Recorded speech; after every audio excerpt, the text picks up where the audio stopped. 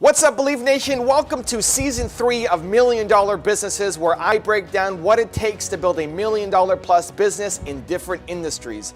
This season, we look at the life coaching industry, where I sit down with Tim Storey and we go over his 10 keys to success to building a lucrative life coaching business. Tim has traveled to 75 countries to counsel high-profile leaders, entrepreneurs, artists, and athletes. He's authored multiple best-selling books. He's been a featured guest on Oprah's Super Soul Sunday. If you want to learn how to be a successful life coach, this is the man you want to learn from. Let's go meet him and pick his brain together. When you talk about life coach, or life advisor, you're taking somebody's life in your hands. And so I think it's very, very important to become educated in what it means to coach somebody in their life. Be careful, man. You got people's lives in your hands. So I literally keep my phone on 24 hours a day, because I've had 13 people die on me in the last year. They died. So it's no joke to me. But this is all real stuff. So it's not like, oh man, I'm a coach, I'm out there making money. No, people are dying. So we've saved a lot of lives and we lost lives. So it's serious stuff. Mr. Tim Storey, thanks for having me in your home, man. Really appreciate it. Good to see you. I'm loving what you're wearing. This is it. This is fresh. But what's the logo all about? The logo, well, this is about you, but I'll quickly tell you the logo. The logo is a paper airplane. Yeah. To me, it represents entrepreneurship. So entrepreneurs, we take off. Ooh. Right? So we have a dream, we want to fly, we want to like take off. But it's a paper airplane because we don't have the money, the resources, the wings are hitting. We're not this jet plane taking off right away, but we want to be. I like it. Right? It's working. Yeah. So instead of doing a fist pump, what I do is we do this.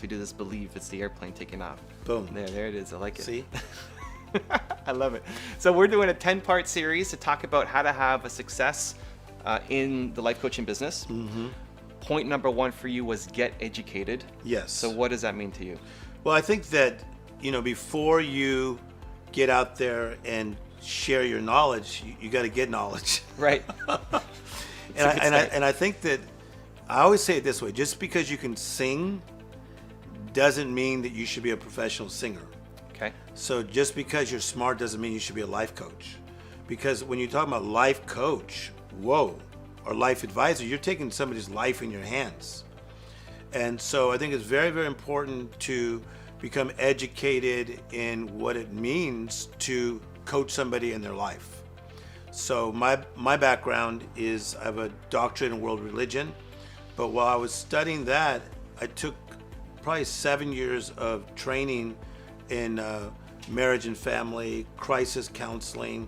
So really I am a therapist.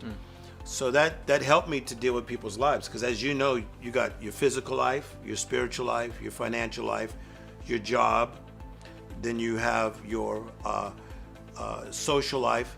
So depending on what somebody's going through, I feel like because of my education, I'm more equipped to handle whatever they're going through. So what do you think somebody who wants to be a life coach should do for their own education? How do I get educated as a life coach? Okay, so one thing is your story is your story. So I do believe that somebody can have an amazing story of coming from addiction and then getting better, and then they can coach people in that field. Or someone that was an athlete and they went from being an athlete and then they no more applause of the crowd, they could coach somebody having to do with that. But I think it's very important that you really, really have a true revelation of what you're talking about. So a revelation brings conviction. So you have to have a revelation on that subject. So my type of life coaching a lot is in the area of crisis. So I have my own story. Father dies at 10. That was difficult on my mother. Raising 4 children. We have 5, but one had already been married. 4 children on her own. So that was my story, right? But then I wanted to get a revelation on crisis coaching, on how to bring somebody through their dilemma. So you have your story, but then get educated in the area that you want to help people in. Do you still coach people beyond the crisis, or are you the crisis management guy? Well, I started as a crisis guy, and then now my last book was called Comeback and Beyond. But I'm super good at the crisis. And the thing that I realized, Evan, is that people are going through something always. And I say that you're going through recovery and discovery at all times. So recovery is, healing from wounds of our past. But so I was just like healing you of the wounds in the past. So now I'm also the discovery coach too. So yes, I deal with crisis, but also deal with the beyond now. But that's something that I kind of grew into. Are there any good programs or courses, or like, if I want to be a life coach, you can't just go to university and become a life coach? There's some phenomenal ones. Okay. I mean, I love John Maxwell. I think that John Maxwell's coaching system is one of the best. So there's probably about like 5 amazing coaching programs. I would have probably taken John's to add to mine if I needed it. But for me, I was fortunate because, as you know, I work with entertainers. So what happened is that if I was not educated in an area, there was a go-to psychologist that's very well known that taught at USC forever, and I would go to her for some answers, and then we created a curriculum, and then I added 2 more psychologists and 1 psychiatrist, and we created a 550-page curriculum on coaching that's phenomenal. Yeah. But without the revelation, the training won't help? Well, the training will help, but you got to know that you got to know you got to know. You got to, it's almost like Michael Jordan, right? He had a revelation that he was so good at being Michael Jordan, he'd stick his tongue out. You put 1 defender, 2 defenders, 3 defenders, doesn't matter. Bam, bam, bam, bam, bam. Same thing, if somebody comes to me in a crisis, I don't think I can be beat. I'm good at untying a knot. Like when you were a kid, did you ever get a knot in your shoe? Yeah, I still do. Okay. So for some reason, my mother was really good at untying knots. I'm like a master at untying knots. And is that a combination of you just having to untie so many knots in your own life, plus then learning the skills, or it's just a talent? No, I think it's really more of understanding the skill of how to work through a crisis. Like, how do I work through this crisis? And so, one of the ways you work through a crisis, number 1, is you have to become awake. And then number 2, you got to take inventory. So I'm awake, now I take inventory. Oh crap, what did I do to myself? And then thirdly, you got to look for help. People stronger than yourself, okay? And then the 4th thing you got to do is you got to cooperate with your comeback. So just those principles alone, we've untied the knots of some of the greatest minds in the world. Do you then teach people how to use your system? Yes. So I would say of the 20 best life coaches in the world, I probably coach 12 to 14 of them. Yeah, that's my deal. I like it. Yeah. And is it a training system that anybody can sign up for, or is it public? Can they find it? Well, I think it's just they look for me. Right. And at this stage of my life, I'm like a player coach. I'm in my 50s, and I feel like I'm a player coach. So I only have so much time in the day to do the one-on-one counseling that I do. And so now I don't want to do like the mass counseling, but there are great coaches that I coach nowadays and really teach them this system from this over 500 pages that we have created with the psychologists and psychiatrists. But the cool thing is it's changing people's lives. That's what it all comes down to. That's what you do, that's what I do. Does the revelation come from a pain? The revelation can come from the pain, but the revelation is an illumination. It's the Oprah aha moment. Okay? So the revelation can come from deep study, and then you go, bam, I get it. But you do have to have empathy and compassion to understand pain. So I've been through personal pain, but I also have compassion to understand pain. So if somebody watching this, Yeah. they feel like life coaching is for them, they're not 100% sure what the next step is or how to get the best education, what would you say is my next 3 steps I need to go off and start doing? Okay, number one, you have to see what moves you. I'm moved by people hurting. So I remember I was running laps when I was a kid, probably 5th grade, and there was a kid named Freddie who he was having an asthma attack in the middle of these laps we were running. And me and this guy named Don, we used to try to be number 1 and 2. We'd switch off on who was the best. And I was beating Don this day. But I saw Freddie having an asthma attack, and I stopped winning to make sure Freddie was okay, and told the teacher so we can get his inhaler. So I was moved. So number one, you got to be moved. Number 2, find a mentor. So number 1, be moved. What moves you? Number 2, get a mentor. Okay, and then number 3, just open your lives to helping someone. It's not usually like online coaching at first, or you like get your own office space. Just start being open to help give somebody else a boost. On the mentorship side, how do you do that? If somebody comes and says, hey, Tim, will you mentor me? I want to be a life coach. I'm sure there's tons of people who would want that opportunity, and your time is super limited. How do you pick who you'd want to mentor? Okay, on the mentor side, you just opened up the door because you just came in my house and we're doing these courses to help them learn. So that's good on you. Thanks for doing this. Does that make sense? Yeah. No, that's what you're doing. Yeah. So we're not charging them right now. So they are being mentored by somebody who's a master at what I do. So there's our answer right there. And there's Follow books you. and so there's books and podcasts, and you've done lots of other videos and interviews. Yes. But then the actual, hey, Tim, I'm dealing with this client. I don't know what to do. I don't know how to help them. Yeah. They're struggling. There's good manuals out there. Yeah. On coaching, how to coach. Okay. There's great podcasts that some of us have been on, and we're sharing secrets. And then I'm a pretty open guy. So if they can find me, I always try to pay it forward. And what do you need to see from a mentee? Because I think most mentees. Yeah. Here's the thing. I think mentors love giving back. Yeah, I do. It's the greatest thing of all time. But you hate wasting your time. Yeah. And so many mentees never follow through that. It's hard to make that balance. I'm looking for heart. Yeah. I'm looking for heart. Like if somebody cares about people, if they're helping somebody like in the addiction space, like I help a lot of people in the addiction space. And so if I see somebody that is trying to help somebody, man, I'm there. I want to help you because you may help stop a young man from overdosing on heroin. So it's worth my time. And would you say it's better to have somebody come in and say, hey, Tim, will you be my mentor? Or, hey, Tim, I'm struggling with this one question. I think it's both. Okay. I think it's both. I think, as you just said, time is a factor for you and me, right?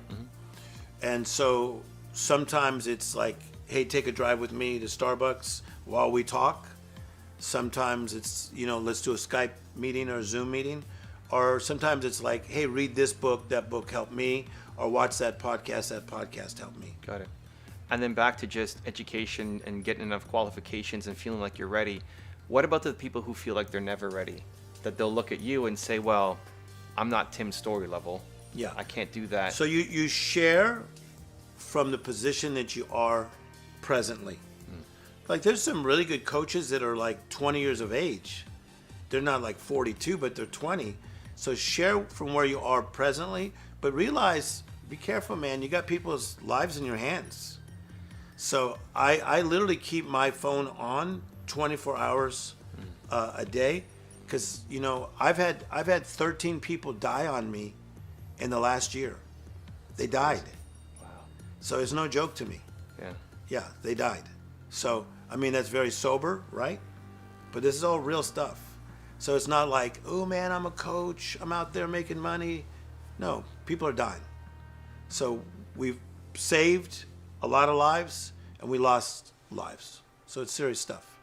How do you deal with the weight of that? Of like, this is actually life and death. The weight of like somebody passing is heavy stuff. It really is. there's a group I work with called Melrose Recovery. And, you see a young guy or young woman come in and they're just not themselves. And maybe they're there 2-3 weeks and it looks like they're going to make it. They're like, Tim, I'm going to make it. Oh my God, your stuff is working. And then, sometimes these people will leave and you hear 4 months later that they OD'd in a hotel room. It's really, really, really tough stuff. It's tough stuff. But to me, it makes me want to get better, better at understanding, better at giving answers. Right. Do you feel the burden of that? Like I totally do. How do you not feel, I'm their life coach, they died, it's my fault? How do you get over that? Well, I don't think that there is a way to like dust it off like it was a bad game, right. Like if you're an athlete. I'm feeling the weight just no, sitting man, here. I carry it. Yeah. I carry it. I just went to a funeral today, So this is all real to me. But I think that's why, even if I'm dealing with a famous actor, that they may not be in a crisis like they're going to die. But I do believe that the pain that I carry from other people makes me good at all levels. Man, it's so important. You got to carry the pain. I like it. Since this video is about getting educated, what last tip would you have for people who want to be a life coach that you feel they're missing in their education path? I think look for mentors, as you brought up earlier, of people that are good coaches. I think Renee Brown is phenomenal. She as a writer of daring bravely and getting through some of the pain of your past. My good friend, she's my friend too. Also, Iyanla Van Zandt, and what she's done about getting through pain. My stuff, my book, Utmost Living, Don't Get Stuck in an Almost Life, my book, Come Back and Beyond. I think I think that's a group of people that actually really care. So you're gonna feel that from our writings and also from what we say in interviews. This is part 2. Today we're talking about how to be original. Tim, what do you got for us? Number one, thanks for doing this. It's really helping people, right? I hope so, man. That's the goal. So there's a saying that says, you were born an original, don't die a copy. I like that. But nobody knows who came up with it. Does that make sense? Yeah. So to be original is unique, one of a kind. So I think that even in coaching, we can learn from other coaches from the past, because coaching's been around a long time. But I also think that you need to be original. And a lot of that is based on what your life story is. Okay.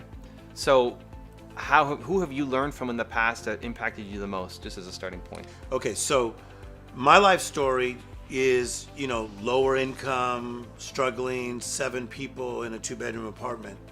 So I really tend to lean towards the struggler, okay?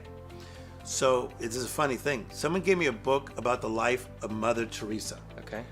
So when I was in high school, junior in high school, I started to read about Mother Teresa. I read one book, then read another book, and then I started studying different articles about Mother Teresa on how she had a heart for the orphans.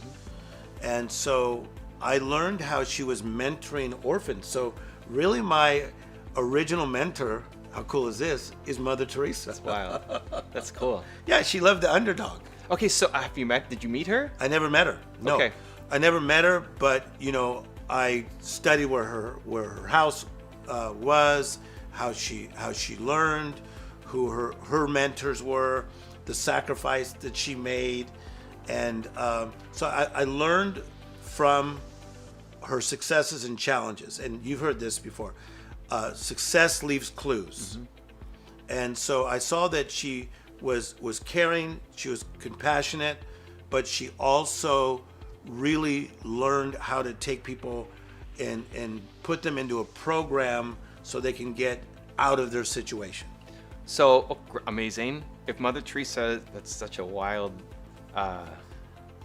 as mentor, as a life coach. For a kid from Compton. I love it. It's great. So Mother Teresa is your mentor. Yes. You're going to learn from her from the books and documentaries and things that have been written about her, because she didn't have a YouTube channel to watch her videos. Exactly. Now, how do you take what she did and say, okay, I'm going to apply that to life coaching and be an original? Okay, so here's what we got.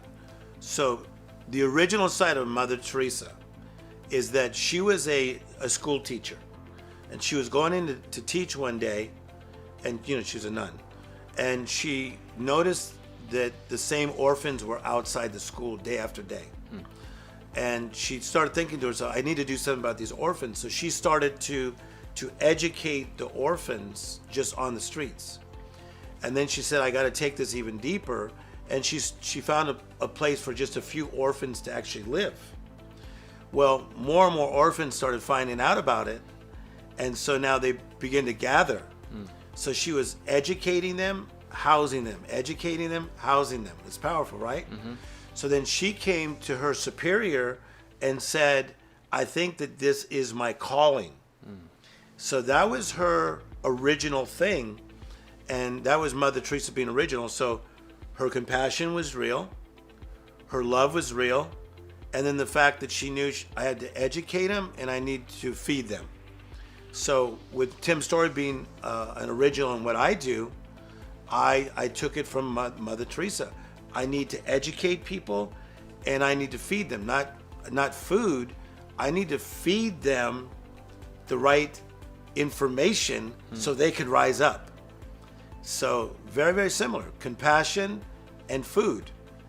And I'm feeding you material to help you rise up. That's what I do. I love it, man. That's wild. I got to process that. So how do you get, for people watching, they want to be a life coach, or trying to figure out how can they be original, what would you recommend as a starting point or process? I think it's very important to look at your past. Like, what were your interests when you were little? And so what my interest when I was little was, I love sports, but I also really always had compassion for people. So early on in my life coaching, I used a lot of sports metaphors. Okay. So I'm known for this. I could be like telling a powerful Beverly Hills woman, she'll go like, so what do I do? The fool left me after 20 years. I go, you got to just hit singles. And she goes, what's that have to do with anything? I go, yeah, because most people, they try to hit home runs, but just hit a single, hit another single, hit another single, hit another single, and you'll build your confidence. So it's really a crack up that sports metaphors, even the Beverly Hills women, actually work. Do you know where the out of left field comes from? I do not, but I love to study all those things. Whenever there's a saying that I don't understand, I like to find that out. So it's probably like from out of nowhere, like it wasn't expected. Right, but why? It's a baseball analogy, I'm assuming, because it's left field. Yes. But why that? Yeah, I think it could have been out of right field, but the person just thought of left field. So it just means I'll have to look it up. It means from out of nowhere. Yeah, I just was curious as to why. Yeah. Like I get the singles into home runs. But isn't that wild? So me being an original was I took the fact that I was born lower income, and then so I have compassion for people. I was in a cramped environment, so I don't want to be cramped, and I don't want you to be cramped. And then I love sports, so I started using those metaphors. So to be an original in your coaching, because that's what we're teaching, lean on your past. And if you love deep sea fishing, use those as some metaphors. Some of these guys that have been captains of ships, they use that, right? Or take a Lewis Howes. He was a professional football player. He uses a lot of those things. So whatever your past is, take from your past and use it in your coaching. That requires courage. Yes. To be an original. Does. To say, I'm going to be a life coach based off of Mother Teresa's philosophy of feeding people, right, is a wild concept that to lean in on it and to succeed with it requires courage. Yes. So it depends on how good you want to be at being a coach. Because if you just mimic somebody, you're going to be like a karaoke coach. You got a pound right there, buddy. I was thinking Elvis impersoner, but that it's the was same good, thing. man. Karaoke coach. There's too many karaoke coaches out there. Does that make sense? I'm 100%. Look, they're just like reading. It's not even a sports analogy. It's you're going reading off. and coaching. Yeah. I'm not a karaoke coach, yo. I love it. says, because I'm bringing my stuff. I'm bringing the fact that, man, I have been through pain. So I just met with probably one of the most famous men in the whole world. And so I came in and he goes, you don't have any notes on you? Like, he thought I was going to walk in. Seriously, he's one of the most famous men in the whole world. I didn't come in with a big binder. I came in with me. I just started dropping bombs on the guy. Just saw his life just start changing like in 30 minutes. Why? Because I'm original. I'm dropping my life story. I'm dropping my education. I'm dropping what I learned. It's like Jay-Z. He's not nervous to get up there and rhyme because he's not a karaoke Jay-Z. He is Jay-Z. Joker Jay. I don't know. You gotta. No, I love that. This is good, right? But it still requires confidence, like courage, to go and do the thing. And am I good enough that my story will move people? Yes. So practice. Mm-hmm. So practice. Like, okay, when you're going into a convenience store, someone's going to be there begging. Okay, coach them. Does that make sense? Mm-hmm. You have friends. Coach them. See what's hit, see what's missed, see what's working, see what's not working. Yeah. Like, I'm coaching people every day.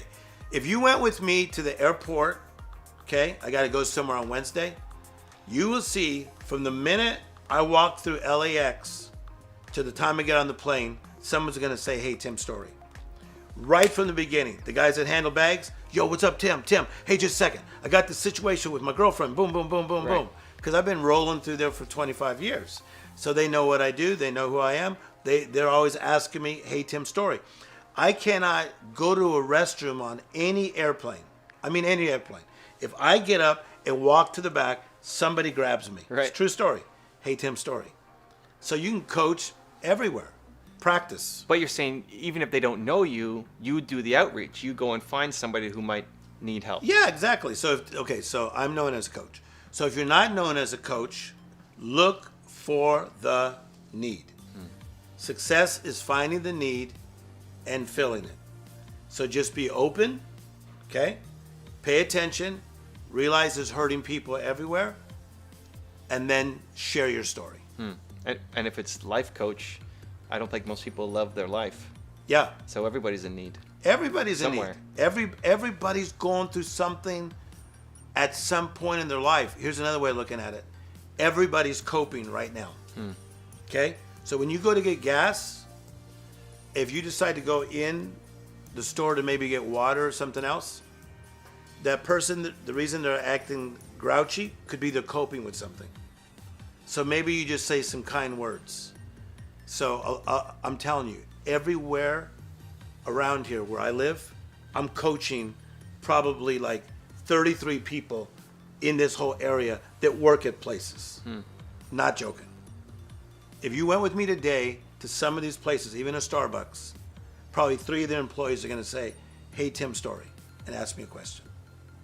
Do you think you need to start off as a karaoke coach and then develop your style, or do you go original from the start? No. You do have to start off as a karaoke coach. You have to mimic somebody to start. So you could see coaches that you look to, Renee Brown, Iana Van Zandt, Tim Story. You got to find coaches that you look to, and then the better you get, your own style will begin to emerge. Just like in basketball, like, study Michael Jordan, study Larry Bird, how he dribbles. Okay, so it's okay to be a karaoke coach at first, but don't be a karaoke coach like 7 years in.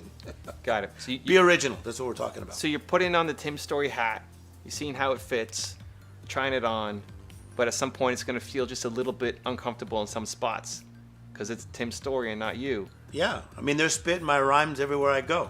Like, everywhere I go, someone's saying, sometimes you got to get left before you get right. That's Tim Story, right?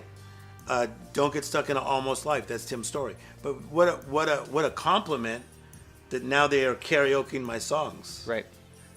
Right? And so how do I find that original piece when I'm trying on your hat? The more you do it, just like what you do. Okay, you're really good at what you do. So Thank you. The more you do it, it just starts coming out. Then it's just like, it's just you. Like, And then you have to trust it. Trust it. Have the courage to trust it. today we're talking about how to understand your audience. Tim, what do you got for us? Well, every audience is different. So like as a speaker, because you speak as well, whenever I speak, I got to know what is the culture and what is the climate. So let's say if I'm speaking in Stockholm, Sweden, that's going to be different if I speak in Rome, Italy. So it's a different culture, right? Then the climate is also going to be different. So if like you speak first and you like so hype the crowd up because you're so doggone good. So the climate, I got to understand that too. So that's going to really help me navigate what my approach is going to be. It's the same thing in coaching, okay? So if somebody is going through a crisis, let's say they're going through a divorce, I got to understand the climate and the culture of what that person is going through. So my tone has to be different. What I'm expecting from that client is going to be different. If it's a person that wants to be coached and they're saying, hey, listen, the LA Dodgers wants me and so does the Cincinnati Reds. Look at Tim, this is amazing. Different climate, different culture. You definitely have to understand who you're coaching and what they're going through. How much do you adapt your style to them versus saying, here's my niche, come to me if you're dealing with this? I totally have to adjust my style. Okay. And that's where people really mess up. I think some people are just not good at this, is that they try to bring like a system that's worked on person A, B, and C to somebody that's going through a terrible, terrible crisis. Like, for instance, I got called to a hospital because someone had been in a very, very serious accident. As soon as I walked into the hospital, I couldn't believe it that I asked one of my friends to count. There were 33 family members that were hovering around because they thought this man could die. And they were waiting for Tim's story to show up to bring hope. So I didn't come up and act like Tim Story, the motivational speaker. I came in super quiet. I sat down with everybody. I talked to people one-on-one. I went and saw the person that had been in this accident. Thank goodness he came out of it. He was in a coma, okay? So the person that brought me in said, I think my family needs to be rallied. They're down, they need to be rallied. That's the last thing they needed. They needed somebody just to care about them. So understanding that type of situation is how I came in and spoke to them. And how do you deal with that when a client asks you to do one thing, but you know you should be doing the exact opposite? Yeah. You become good at it. Okay, so okay. I was a really good pitcher when I was a kid. Baseball pitcher, okay. Okay. So if my catcher, so simple signs when you're 12. 1 is a fastball, 2 is a curve, 3 is a drop, because I had a wicked drop. So if he went like this, 1, fastball, I'm like, I wave him off. I'm not throwing a fastball at that dude. He's gonna hit it over the fence. I'm gonna throw my wicked drop. So I'd wave him off. So if I go into a counseling situation, even with a celebrity, the manager may say, okay, this is what he needs, man. Right. He totally needs you to. And I go, oh, interesting. I'll take that into consideration, but I'm really waving him off. Right. Yeah, so it's experience. So based on my experience of understanding the climate and the culture of what that person's going through, I need to adjust the way I'm coaching that person. Here's another thing. Some people, the crisis they're in, they're not getting out in one Tim Story session. Or they're not getting out in one Iyanla Van Zandt Change My Life on Own Network session. Right. Are you with me? Yep. It's gonna take them 3 months, 6 months, 9 months, a year. I think that's why people keep coming back to me. Because I'll tell people the truth. I'll say, you know what? Man, dude, you've been at this for a long time. It's gonna probably take you about 12 months. They're like, no, I don't wanna hear that. I go, it's the truth. So it's a step-by-step process.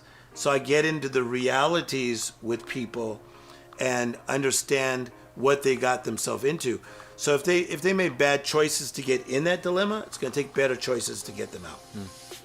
what are some of the signs that you're paying attention to? I'm sure even as you just walk in the room, you're already scanning the room, you're looking at the people or looking at your clients, seeing their body language. Like, what are some of the signs that you're paying attention to that you're saying, okay, I need to go in? Okay, so let's get in specific. So understand your audience. Okay, someone is 55 years of age, worked for the same company since he was 22.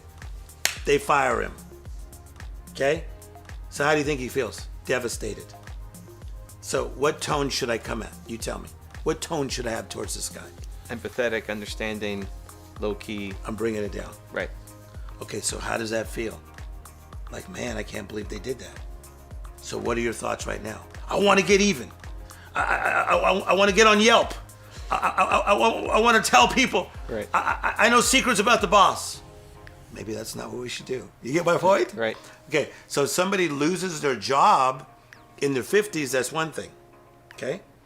If somebody is about to get married in a week and now they're having second thoughts, similar tone.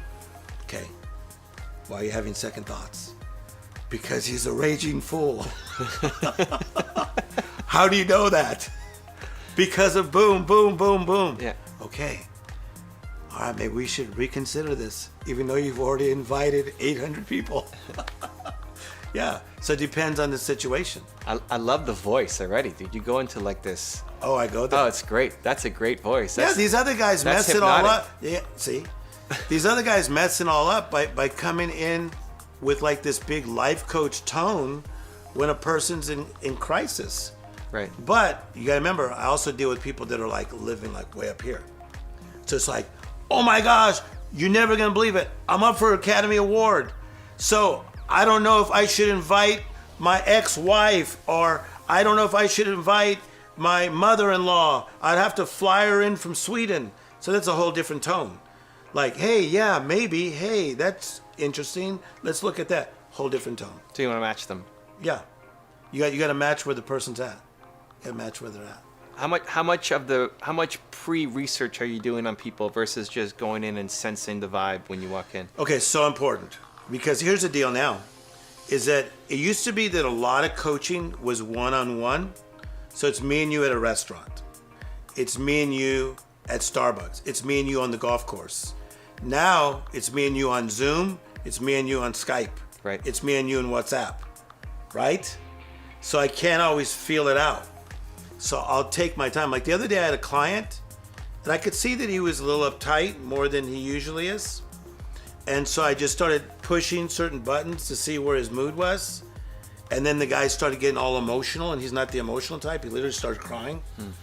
And I was glad that I pushed those buttons and went down to that quiet mode. Now I couldn't touch him, but I was touching him through my tone and through my words. And how important is touch for you in the coaching process? I think touch is important, not just physical touch, but it's more of an emotional touch. See, because like when I go into prisons, sometimes you can't touch anybody. There's a glass. So, but I'm still touching them through my tone. And so that's powerful stuff. Powerful. How do you take that message of a one-on-one to then translate it to 100 people who might be watching you in prison? Well, I think that in that case, again, it is tone. So let's say that if I'm speaking to a group of prisoners that I know they're going to get out within a year, I'm teaching maybe on hope. If I'm teaching to a group of prisoners that are in there 10 years to life, I'm teaching at a different tone. I'm teaching on prosper where you're planted. That even though you're in the midst of this, sometimes you got to get left before you get right. Use this left experience as a library and sanctuary. To somebody that I know is getting out in 12 months, I'm teaching them about hope and preparing them to get out. So you have to know your audience. Guys, you got to know your audience. And so you got to understand this also. That I may coach 7 people in one day. So I may coach a guy that's worth $1 billion, and then I may coach a young 22-year-old who's struggling with addiction. So I better really watch my tone between the $20 billion guy and the kid who's struggling with addiction. So you gotta shift it up. So I'm constantly turning the page. See, so even you and your crew that's here, I was checking out your tone on purpose. Okay. Like, I was somewhere and I came back early on purpose. I wanted to know your tone the minute you walked in my house. So what did you get from my tone? How cool you are. Okay. And you're an amazing man. I just felt brilliance all over you. I'll use that as a case study, testimonial right there, Tim's story. That's just how I roll. So in understanding me, Yeah. what do you then shift in either the stories you tell or your demeanor, or like how are you changing? I shifted you without you even knowing I shifted you. You shifted me. I did today. I mean, I felt that too, but it's interesting because at the beginning I asked you, you said, well, you need to shift to the person that you're dealing with. Yes. So you want to understand me, get into my world, and then you're trying to bring me into No, yours? I don't want you in mine. Okay. I want you to get into a state that is best for you to handle the situation. Okay. Okay. So in the case of today, you guys have been on the road. You're doing this amazing tour, right? Right. So now you're like boom, boom, boom, one place to another. So now you see Tim Story. Hi, Tim Story. You're not Grant Cardone. Hi, Tim Story. You're not President Obama. Sure. It's me. Hi, it's Tim Story. So I took my time, and then you started to feel my essence and who I am. Okay. Right? Yeah. So then you started to like get on the same wavelength as me. So now we can chop it up and do a better job. That's very Oprah. I like it. That's why Oprah is the best at Right. what she does. She takes people into her place. And then how do you do that in such a short amount of time? What are you looking for? What signs? What techniques? Listen, dealing with you today is going to be different than dealing with you tomorrow. Okay. It all depends on how you woke up, what kind of food you ate, how you slept, right?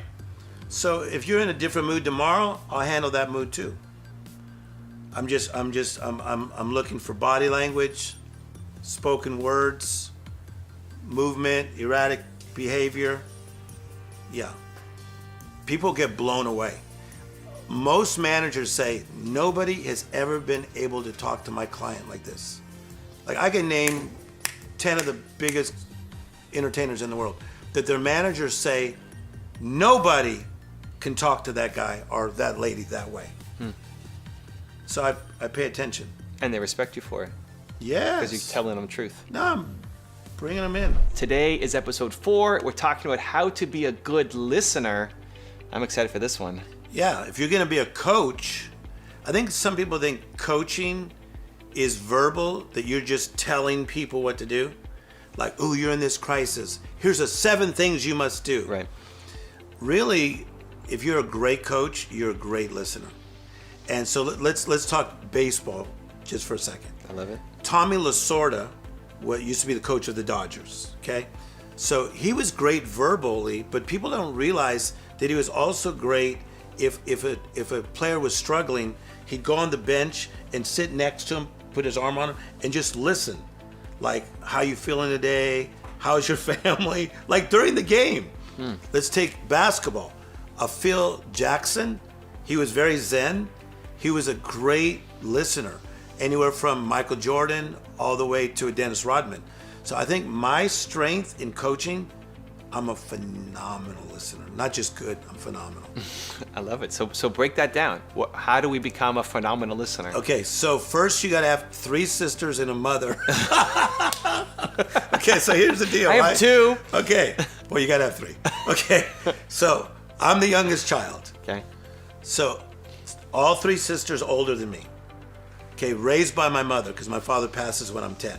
So my older sisters were always telling stories.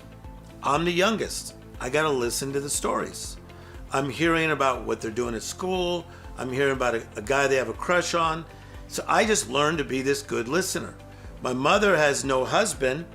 My brother is older than me. He's out doing things. So I become the listener to all the words that my mother has and my sisters have. I became a very good listener.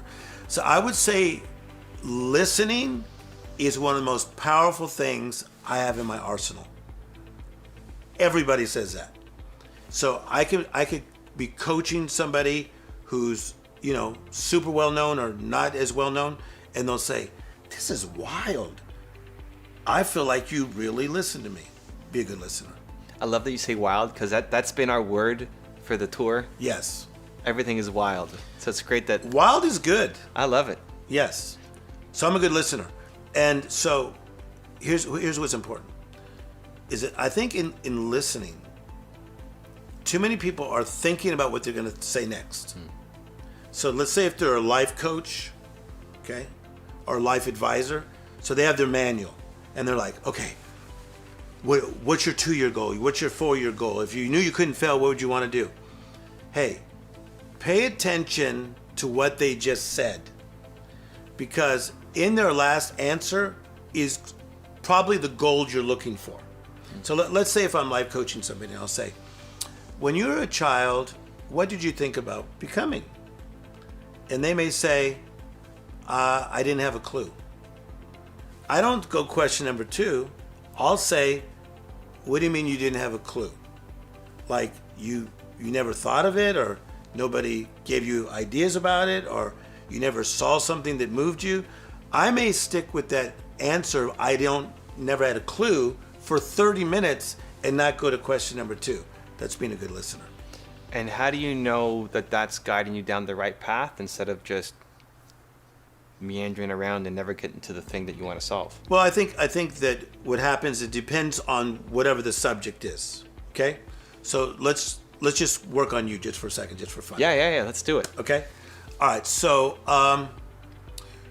when you were right out of college, okay, what did you think about becoming?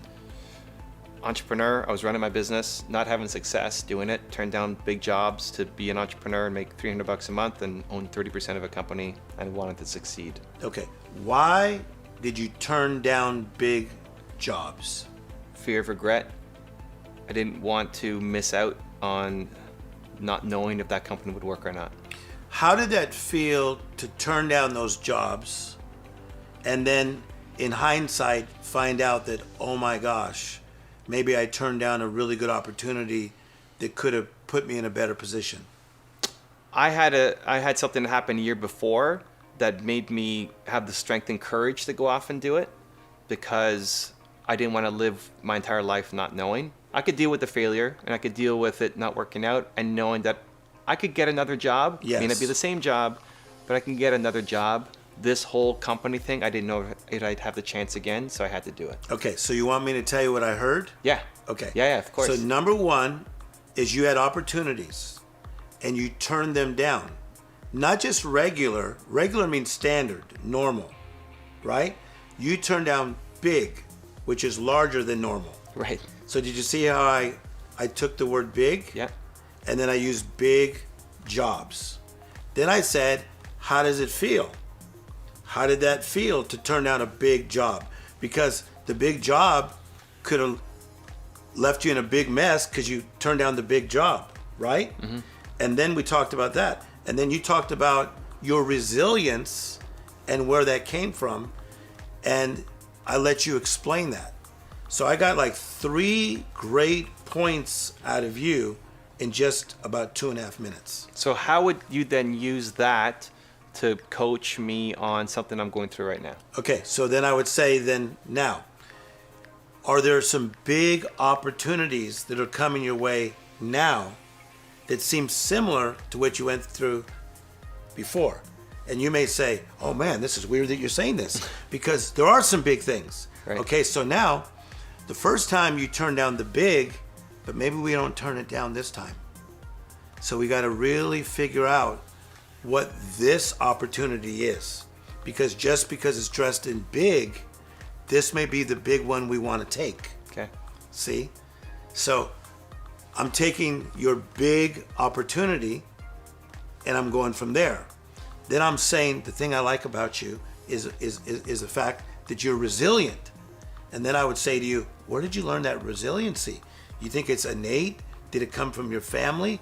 Did it come through going through hardships? So where did you get that resilience from? Parents. Okay. Yeah. My mom, immigrant, hardworking, super ambitious, successful woman in a time when it was not accepted or common. Okay, so now by being a good listener, I got big opportunity, you're resilient, and it's innate. So, which says to me going forward, if I start coaching you now, this year, and I coach you for 20 years, whenever I see you, I'm going to think to myself, that guy, somehow, some way, he knows how to get through things because it's in him. It's innate. And then how would you find the block?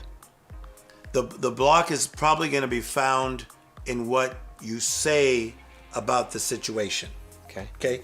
So whatever you're going through, if you verbalize what you're going through, I'm still going to remember this guy is confident enough to pass up big stuff. This guy is resilient. This man learned things from his mother, and it's now innate, it's instilled, it's a revelation. Give him any situation, he's going to find a way around it. So like if you have a mountain, now I'm coaching you. Yeah, it's great. If you have a mountain in your life, if you don't go through it, you'll go around it. Yep.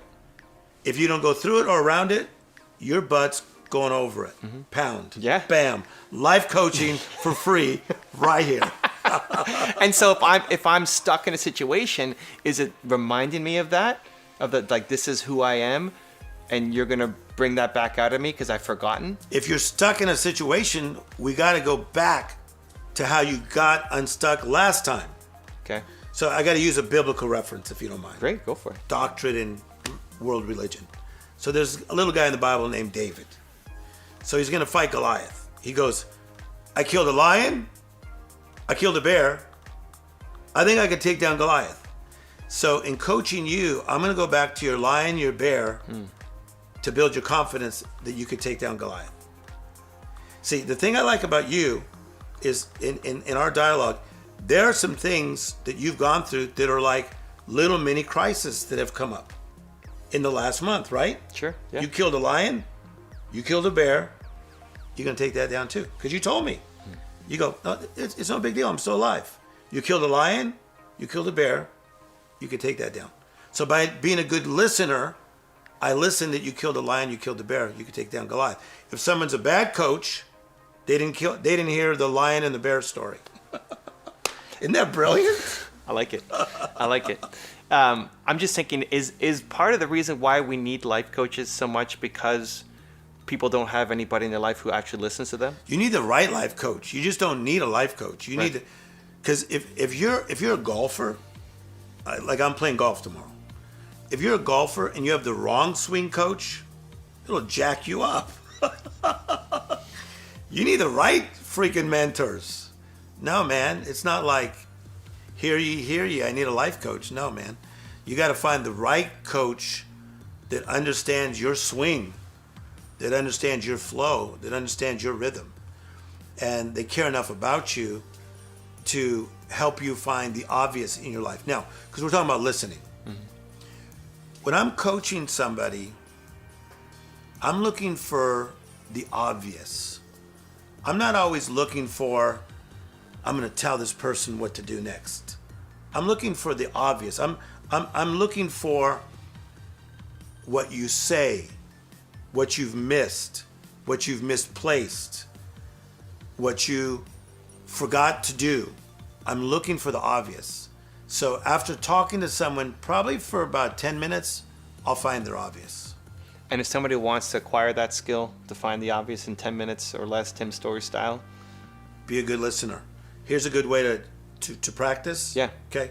So to some of my clients, I have them wear a rubber band. Okay. And I say to them, because I life coach a lot of powerful men. I got kind of one on here. Yeah, So okay. here, if I got this, So it it's says perfect. believe. Okay. Yeah. All right. So some of my powerful men, they bring their job home, Okay. and their wives complain that they're not listening. So I say to them, okay, now I want you to wear this rubber band for like 2 weeks. And when your wife starts talking and you want to cut her off, Okay. leave the room, I want you to flick the band. It reminds you to just shh and listen. These guys are coming back with these reports and going, my wife is saying, what happened to you? You sat there and listened to me talk about curtains like you really loved it. So it's a great tool. Boom. You should sell Tim's Story rubber bands. Boom. I might. Branded. We'll do it together. I love it. Boom. Look, you're not listening. Watch. Boom. See? Boom. Don't you like that? It's meditative. Yes. Listen. Yeah. Being present. Be present. Listen. I'm a good listener. Today, episode 5, we're talking about having the right motives. I know this one is personal to Tim. What do you got, man? It's real personal. He's ready. Why did you ask me that question? That's how personal it is. Okay. You got to have the right motives, because here's the deal.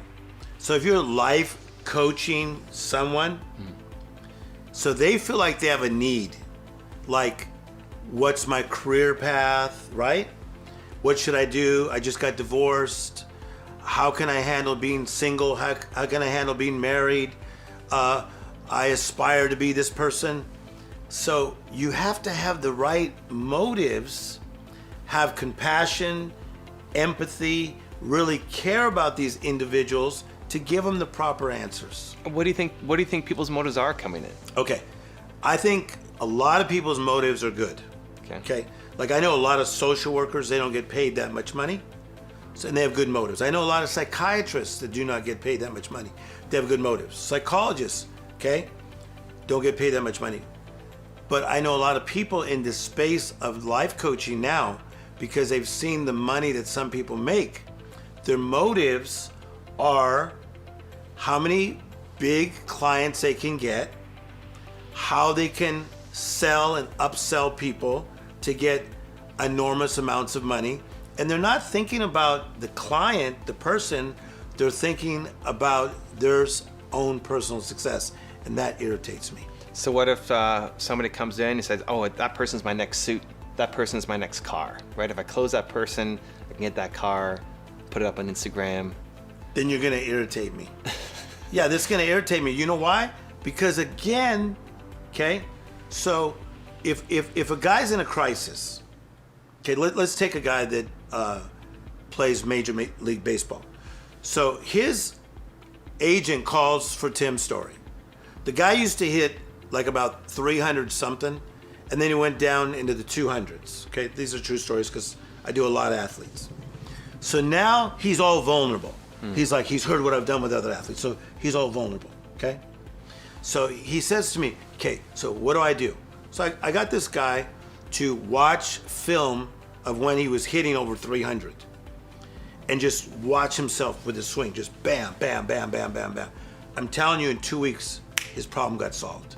He started getting confidence by just watching the old film, right? What if I didn't care about the guy?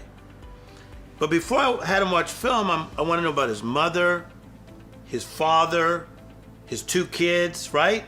I'm joking with him, I'm teasing with him because I care about the person. Now, this is super, super common with me, where someone will say, I'm in a major crisis, I live in another country. I am flying myself to meet with you. I will pay you $20,000 for the day, $30,000 for the day. Money's not an option. I'll say, okay, watch how common this is. I'll sit down with them for lunch. I'm solving their problem. They go to pay and I go, don't want it. Keep it. They'll go, what? I got money. I go, I don't want it. Dude, you just paid all that money to fly here and to stay in a hotel. You trusted me enough. I don't want your money. This happens all the time. I would say out of the 10 people that I coach, only about 6 of them pay. I won't take their money. Why are you staring at me? I'm processing it. It's the truth. You reap what you sow.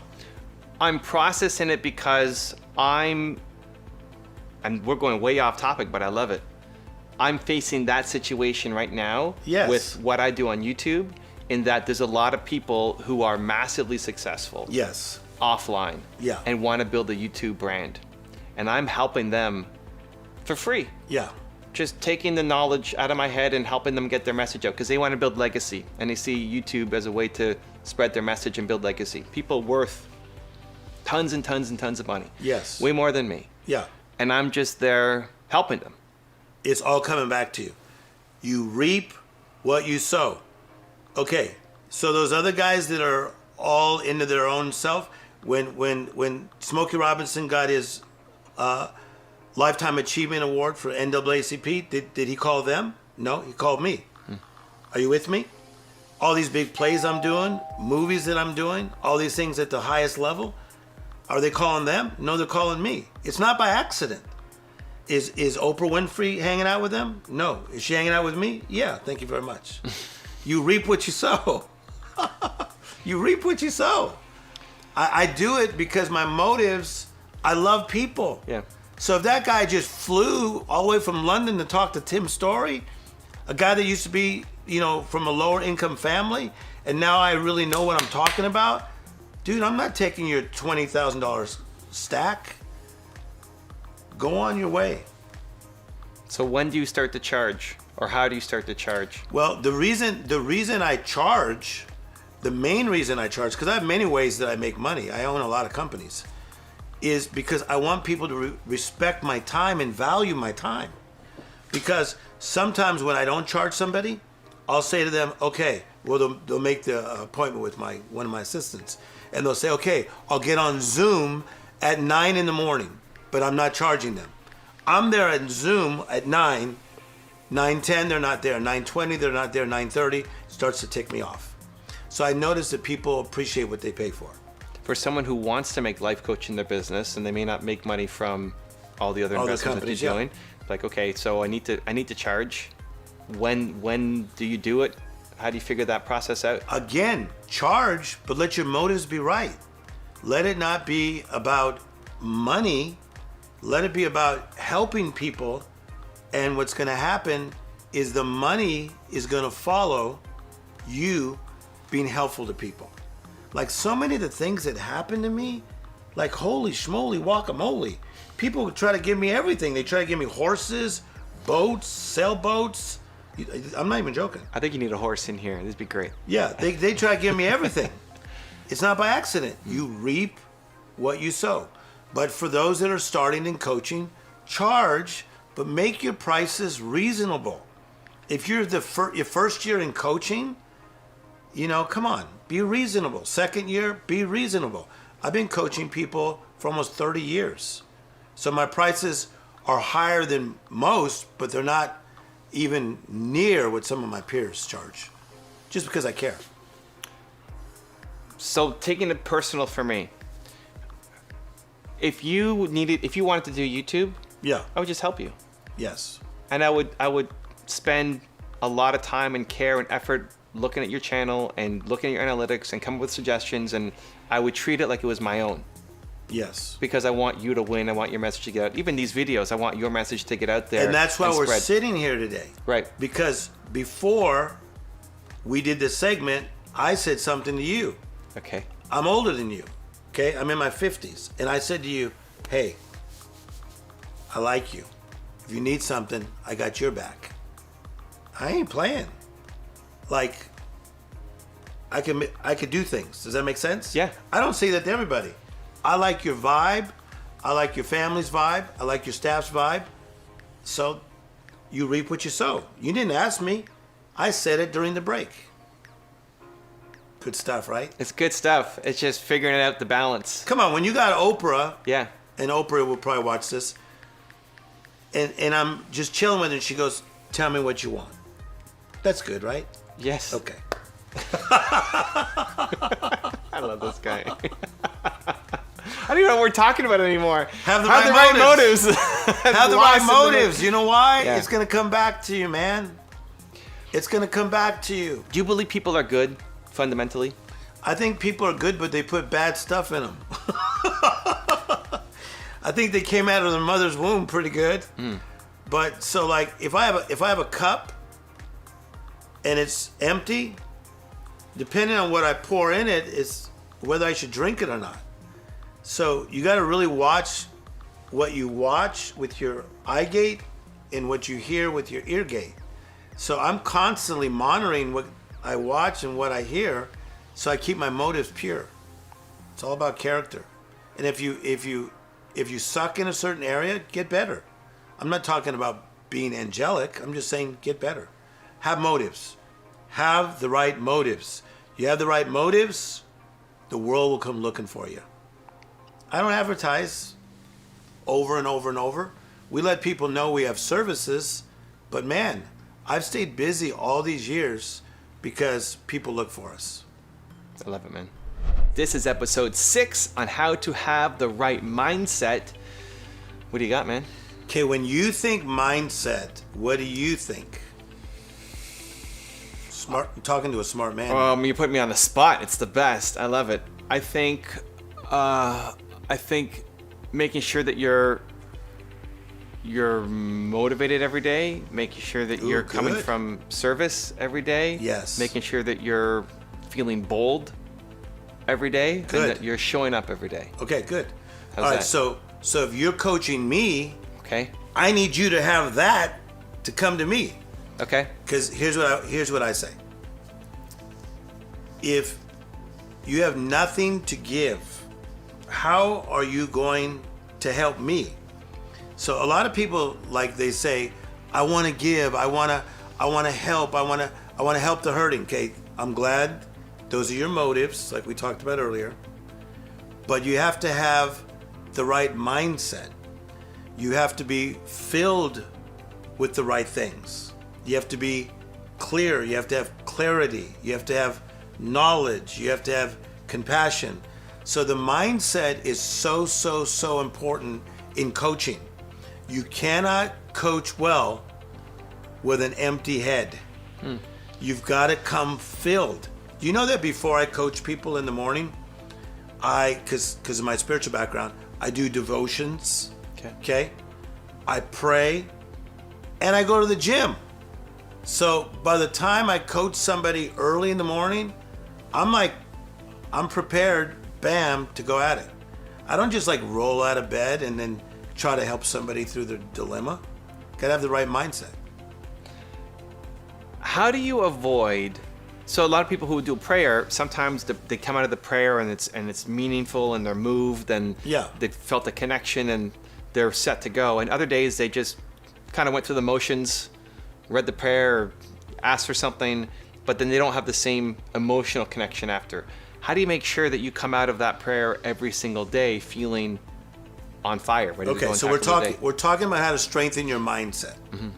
Because prayer and meditation will strengthen your mindset. Okay? And the mindset will change your mood set. I guarantee you. The mindset will change your mood set. So here's how I look at prayer and meditation. It is like plowing the ground and planting the seed. You plow the ground, you plant the seed. You don't just get to harvest the same every day. So some days you'll meditate and you'll pray. It doesn't feel the same. But you still have been plowing and then planting seed. But the seed that you planted may affect you in 30 minutes, but it may affect you in 2 days, 3 days, 4 days, 5 days. So a lot of my prayer and meditation and my devotional time is not just for the present, but it's for my future. See, that's very, very powerful. So today's decisions are tomorrow's realities. This is the way I say it. So today's decisions are tomorrow's realities. So if I pray today and I study today, I may feel it today or I may feel it in 3 days, but I'm going to feel the change. So today's decisions are tomorrow's realities. What's the mindset that you want to have on a daily basis? What adjectives would you use? I want to have a mindset of clarity. I want to go into a coaching session, because we're talking about being a life coach, right? I want to go into that coaching session with clarity. And because the coach may be going through their own dilemma. So I got to make sure that I'm handling my emotions and the challenge of my mindset so I can now hear what's going on here. Because like somebody may say, I may say, hey, how are you doing? And they say, not so well. A great friend of mine passed away. If you're not paying attention, you may say, oh, that's great. So let's talk about what we talked about last time. Right. People will miss it. Right. Okay, so clarity is super, super, super important. So that's where the meditation, the prayer, the devotion helps me to gain clarity, to deal with myself as an instrument of change, to then also be able to be a better listener, as we talked about earlier, to the client that's talking to me. How about the mindset for you going into the next event or next session with a client where maybe something happened? I use myself as an example. Before we came here, my car was robbed. I lost my wallet, my driver's license, my 6 debit cards, all of my gear from my workshops and presentations, everything gone. Thousands and thousands of dollars worth of stuff, plus headache, all gone. Now we got to go drive to Tim's story and do a 10-part series. So what would you do in that kind of situation where you had something negative happen to you, maybe just now, and then 10 minutes later you have to jump into a session? Okay, so number one, I give you and your family credit for how you handled it. Okay, thank you. You gotta understand, I'm in my 50s. You're younger than me. So you tell me the story, right? Then how did I respond to you? Was I compassionate? Absolutely. Like for a long time, right? Yeah, absolutely, yeah. Okay. Do you need anything? What can we do? Like, oh wow. Like, let's take a while to transition. But you guys transitioned so quickly, and a lot of it is because of your mindset. Your mindset was, at least I'm still alive. Right. Nobody got injured. They didn't take it all. That's your mindset. Mm-hmm. So your mindset helped you get through the dilemma, which was super, super powerful. Okay? So I commend you. Thank you. On that. So here's what's very, very important. Anybody can learn from this, whether you're a life coach or you're a mother, a father, somebody dealing with somebody that's in a crisis, is that clarity is so important. So what I feel like you did is you realized your loss. You saw Tim's story. You came in my house. You kind of like shook yourself. You turned the page, and then you just kept going forward. Okay? To get the right mindset, you got to shake it off, and you got to sometimes just turn the page. It's the "this too shall pass." That's powerful stuff, don't you think? I love it, and I love the visual too. You got to turn the page. Yeah. You turn the page. Mm-hmm. So at this point, it doesn't almost feel like you lost everything right this second, right? Because we're so in this flow, right? Yeah. Okay. So life is going to give you the grace to handle the loss after these great interviews, and that's a beautiful thing about your life. So you're a person of faith. So grace fills in the gaps. We all go through crap we don't like, but grace fills in the gaps. So that's having the proper mindset. What do you recommend for your clients to do on a daily basis? You have your practice, you have your devotion, you have your workout. Do you guide your clients through a process to figure out a routine in the morning that sets them up for success? I think that they should get the Tim Story app, the Utmost app on iTunes. Okay. Because I do have an app. So I have an app that walks you through 7 days of your week of how to be strong mentally, spiritually, emotionally, physically, and I even have meditations on this app. So it's called the Utmost app with Tim Story. But for my clients, I give them a lot of books to read. There's a really good book called Quiet. I don't know if you've ever read that book. No. It's about being still and being okay with being still. Mm-hmm. See, we have become human doings. This is a Tim Story saying, rather than human beings. And I'm telling you, we're missing it, man. Have you noticed how still I am? Yeah. I'm just like, bam. Like I'm just looking at all your power. I'm not like, ooh, what's next? I'm right here. So I'm super still. My mindset, I tell you, is like, I say it this way. A magical mindset is your VIP pass anywhere. There's nowhere I can't get into with this. This has got me everywhere. And do you think that process that you go through of training, whether it's the devotion in the gym or the 7 steps in your app, are they mostly universal? Like everybody needs quiet time, everybody needs to go work out, or there's some 100% universal. You're going to use them for different things. Okay. If a woman has 6 kids or a man has 6 children, so you're going to use all that to handle having 6 children. If a man's working 2 shifts, he's going to use it for that. If a man is Steve Harvey, then he's going to use what I'm saying for being Steve Harvey.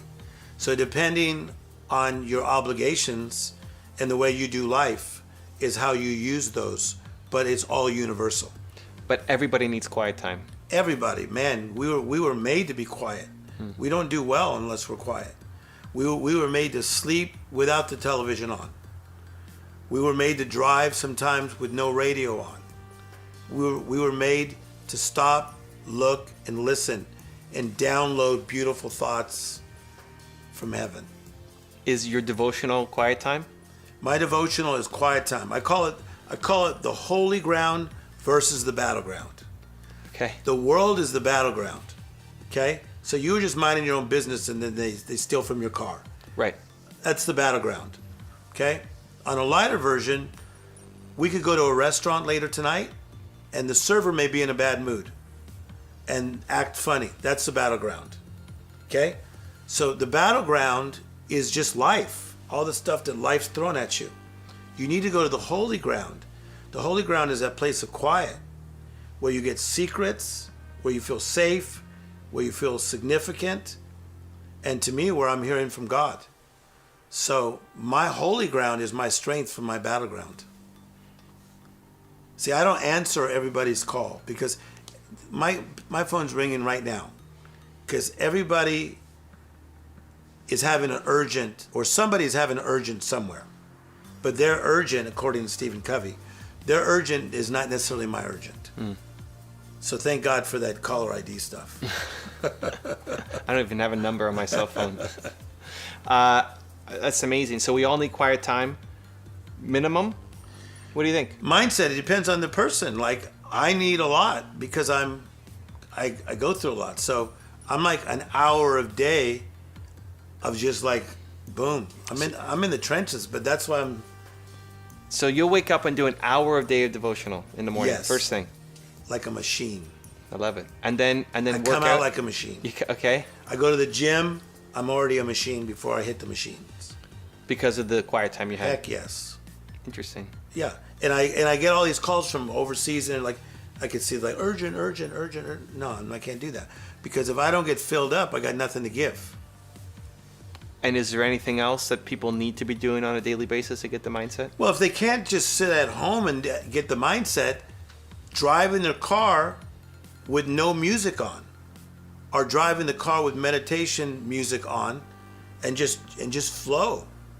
Okay, whether you're quietly praying or just meditating, however you do life, but just do that. You could also do it by listening to like a book, like getting one of these books that we're talking about, and listen to a book on tape, and you're listening and you're meditating and you're pondering and you're thinking and you're muttering. That's meditation. So, the Bible says, as a man thinketh, so is he. So no wonder I'm so doggone clear, because I choose to watch what I think about. I'm very, very careful. I don't listen to a bunch of negative stuff. If somebody's speaking negative, I kind of zone out.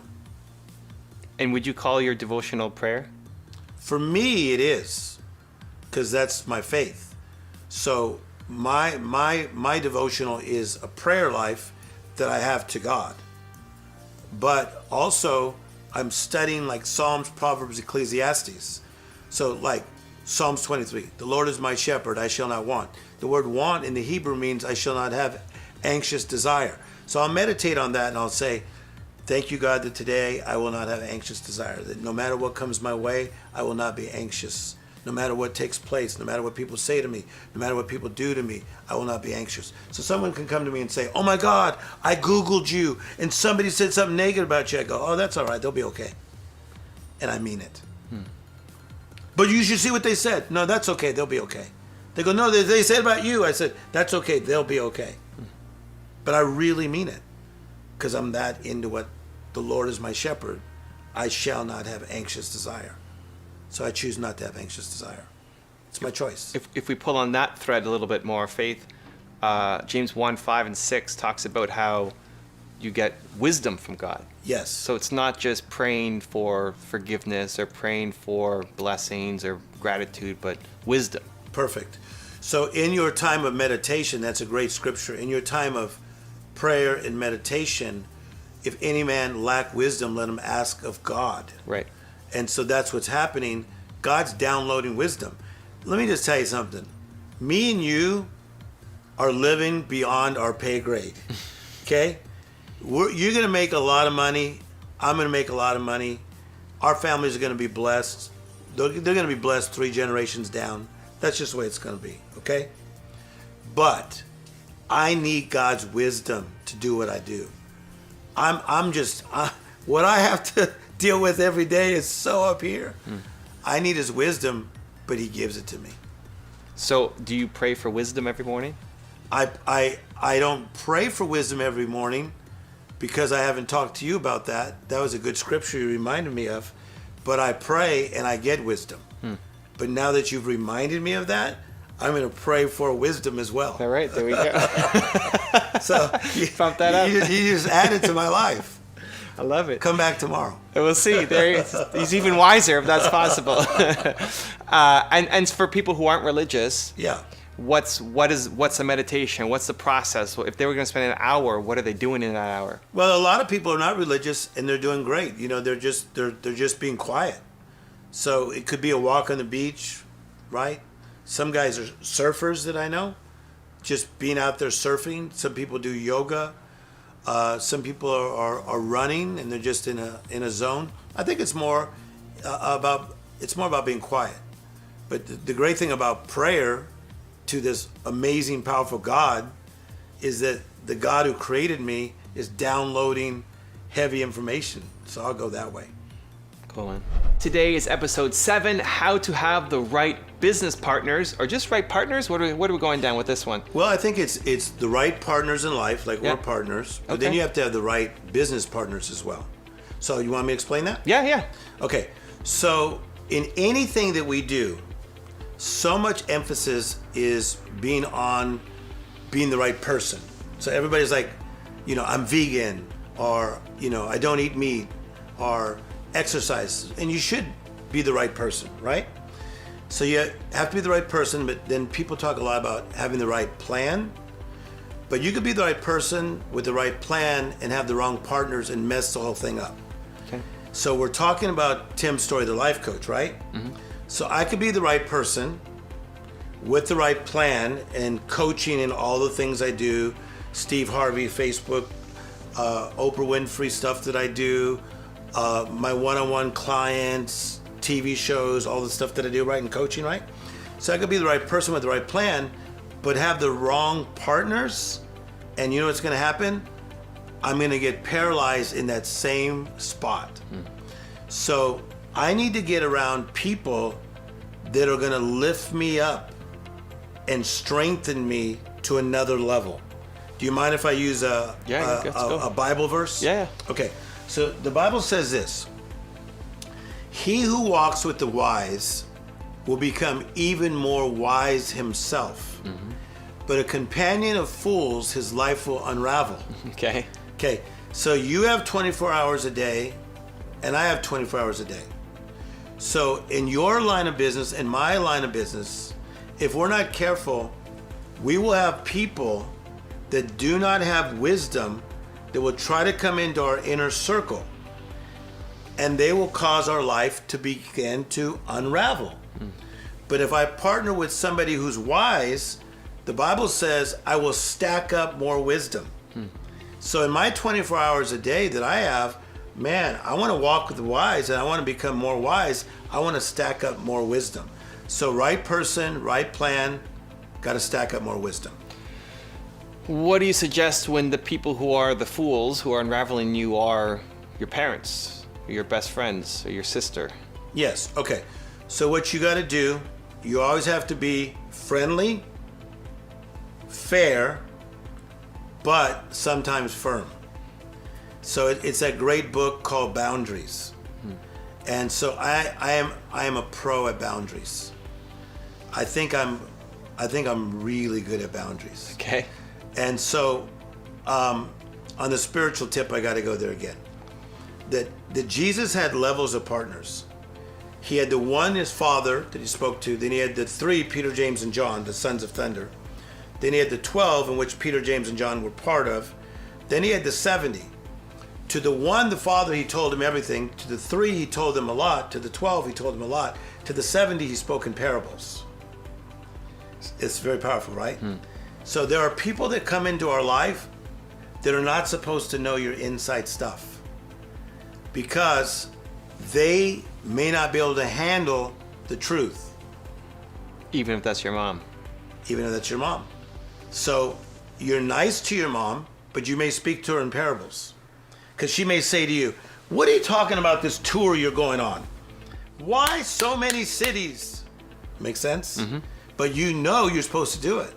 So you respect her, you're friendly, you're fair, but you're firm in your own convictions and you're like, oh, yeah, you know, Mom, that's an interesting way of looking at it. And then you book Las Vegas. And powerful stuff. Would you recommend then just avoiding topics that you know will trigger? Because there's got to be still enough, if it's your mom or your friend, there's enough love there on other topics. You talk about almost anything else except for this thing that you know is going to cause conflict. Okay, so we're talking about the right partners. Yeah. And we'll keep it on this whole life coaching thing, okay? Yeah. But I'm a coach, you're a coach. But we still have lives. So the family that we have, like they say, you don't pick your family, you're born into the family. So I got to deal with family dynamics. But that doesn't mean I'm going to tell all my family members what I'm really thinking. Because just because you're in my family doesn't mean you're in my 3 or my 12. You might be in my 70. So I'm going to speak to you in parables. So they may say to me, man, so what did Kanye say to you? I heard that he talked to you about something. I'll go, well, you know, he's a good guy, and we talked about his new music. I'm not going to tell him because they're going to go tell somebody else. Right. Right. Makes sense? And so I think, again, we're always friendly, we're always fair, but we're still firm in our convictions and knowing that not everybody's going to get you. Here's another way of saying it. You cannot get an FM radio station on an AM dial. Somebody that was raised with you may have understood you at 15, but they don't understand you now. Make sense? Yeah. No, I hear you. So if you tell them all your dreams, they're not on the same frequency as you. On the business side of things, who are the types of partners that you need to have success as a life coach? Okay, here's the great thing about partnering with people. I don't know Richard Branson, but I can watch his TED Talk. I don't know Richard Branson, but I could read his biography. That's powerful stuff, right? I don't know Margaret Thatcher. She's not around, but I could read the biography. I don't know Winston Churchill, never give up guy, but I could read all these things about his life and watch documentaries about him. So this is a beautiful thing about life. There's certain things I don't know. I can go to your YouTube channel and find out now. So I can partner with you and you may never even meet me. It's beautiful. It's a beautiful thing. I go all over the world, 75 countries. I was in Turkey not too long ago. This guy runs to me. I'm in Istanbul. And he's like, hey, Tim Story, oh my God, I'm like your biggest fan. He was like quoting me left and right. Never met the guy. He's in Istanbul. Right. But he's partnering with me because he watches me. So that's a mentorship kind of partnership. Well, yeah. I mean, they could now read our books, hear us speak, hear a podcast, watch you on YouTube, and we don't all have to be best buddies. You could just take things that pertain to your life. But I do not believe that you could be a great life coach unless you have the right partners in your life. So I am constantly having to elevate my coaching skills because of the type of people I coach. So when you have one of the presidents, like a former president, who reads your book, like he read mine, as his devotional for months. So the type of coaching I do is at such an interesting level. I better have some access to some people that could give me some advice from time to time. And so where do you see as your next phase of partnerships, I guess? Who else do you need to be partnering with? You. Okay, great. No, I learn from people. See, I love Pharrell Williams, and he's always cool with me. But Pharrell, he talks about being a sponge. I'm a sponge. I'm learning from everybody that's in this room. So from you today, I see that mindset of yours, okay? I see your education. I see you're from Canada, but yet I don't see you're from Canada. Does that make sense? So there's so many sides of you that I'm learning. I'm learning how you do this broadcast that we're doing today. You're very disciplined. So I'm learning from you. So when I leave you today and you leave me, I just took a part of you. Thanks. No doubt. Great. So if I'm with Quincy Jones, I took a part of him. If I'm with you, I took a part of you. Quincy Jones said one of my favorite lines of all time. Give it to me. Not one drop of my self-worth comes from your opinion of me. Okay. You can't beat that. Quincy Jones has been such an important part of my life. He's the one that nicknamed me The Voice. Okay. He says that Tim Story is the voice of encouragement of our generation. And then he doesn't play around. He's the one that gave the label to Michael Jackson, the king of pop. And I asked Quincy Jones one time, I said, how come some people with one hit don't have more hits? And I'll never forget, it was 12:08 at night, because he likes to stay up late. Because I remember I looked at the clock, I thought, I better go. And then I asked him that question, and he stood up. He goes, little brother, it's one of the best questions you've ever asked. He said, because there were more hits underneath, but they didn't have it in them to dig and dig and dig and dig. Most people are satisfied living off the one hit.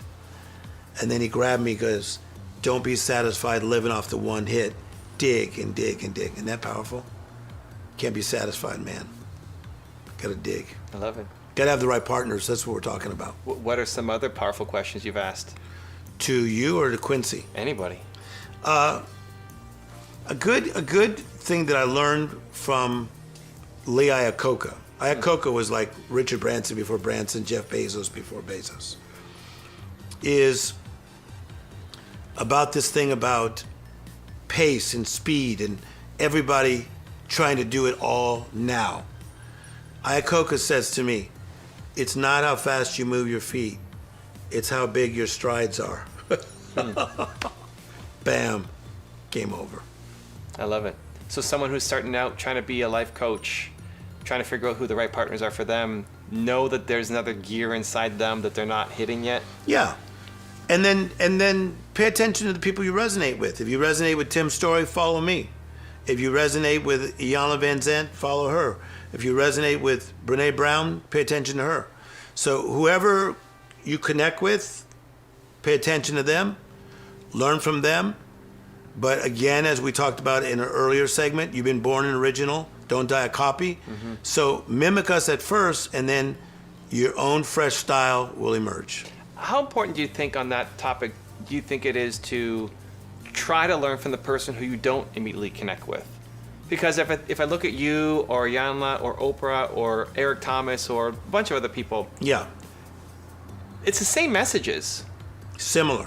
Similar messages. Yes, Totally different style and tone. yes, You know, Eric Thomas is going to yell at you through everything. yes, And Oprah's going to hug you through everything. yes. You will resonate with one over the other. How important is it in your mind to try to learn from the other person? It's so important. If your strategy, hang out with passion. If your passion, hang out with strategy. Most of the people I study are not from where I come from. I come from LA, deep LA. Most people I study are from Europe, from South Africa. They're brainiacs. They were raised a certain way. So a lot of the people that People often say about me, if you put all Tim Story's friends in a room, you would not understand how this all happened. Because I have like some of the coolest, nerdiest friends, and then I hang out with rap stars. You're a wild duck. I love it. Who are you partnering with now? Who are you messing with? Who are you trying to learn from? You mentioned Mother Teresa is one of your early mentors. Yeah, I mean, I'm reading about Mother Teresa. I never got a chance to hang out with her. But, I mean, come on, man. Let's talk about being in the studio with Kanye West when he was doing the song Stronger. All he had was a beat. Da-dun, dun, dun, dun, dun, dun. Da-dun, dun, dun. Whatever doesn't kill me makes me stronger. To go from that, to then say I'm going to put strings on it, to then say I'm going to bring in Timberland to help me, to then Pharrell Williams to come in and say, man, if I was you, I'd change it this way, to then will.i.am say, ooh, that's cool, but if I was you, I'd do it this way. To see the beginning of Stronger and then to see how so many people were affected by that song, just even by the hook, whatever doesn't make me kill me makes me stronger. I learned just in sitting in that. And I remember one time I told Kanye, I said, man, if I was you, I would put this in, because I'm pretty good with words. He goes, Tim, that's why you're not a rapper. What's the Tim Story version of that song? It was thrown out, man. He didn't want to hear it. I love it. I'm here with the legend, Mr. Tim Story. This is part 8, and we're talking about marketing. Now, Tim, you are the Forrest Gump of this industry. You are the wild duck, the weird bird. Thank you. Seems to have it all kind of figured out. People coming to you, A-list celebrities, athletes.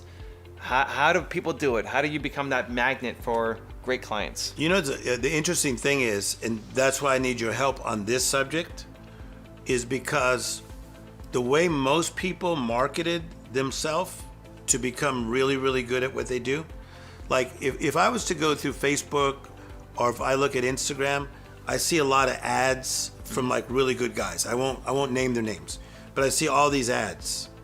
If you go through Facebook, Instagram, you're not going to see these Tim Story ads.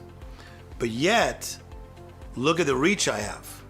From TV shows to movies to plays, speaking to 75 countries, getting upwards to 2,000 invitations a year. Wow. So how did it happen?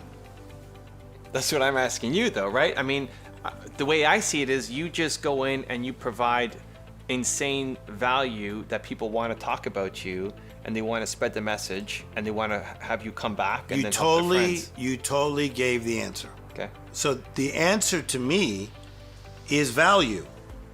So I remember one time I was going to go to Rome. So a friend of mine said to me, oh man, you got to go to this restaurant. And so he gave me the name of the restaurant, and I kind of thought it would be like in the Beverly Hills part of Rome, almost by the Spanish Steps there. Mm-hmm, yeah. And we just kept going down and down and down and down. I mean, it was like all these curves, and then it looked like a little house. But this was this restaurant that everybody wanted to go to because of this amazing chef. But I thought about something. That this guy was so good at making food that we went down all these twists and turns just to eat his food. That's how I wanted to be as a coach. I wanted to have such value, right? That you got to try to find them. You know, there was a time about 5 years ago, I knocked my whole website out on purpose. So, you know, I'm timstory.com.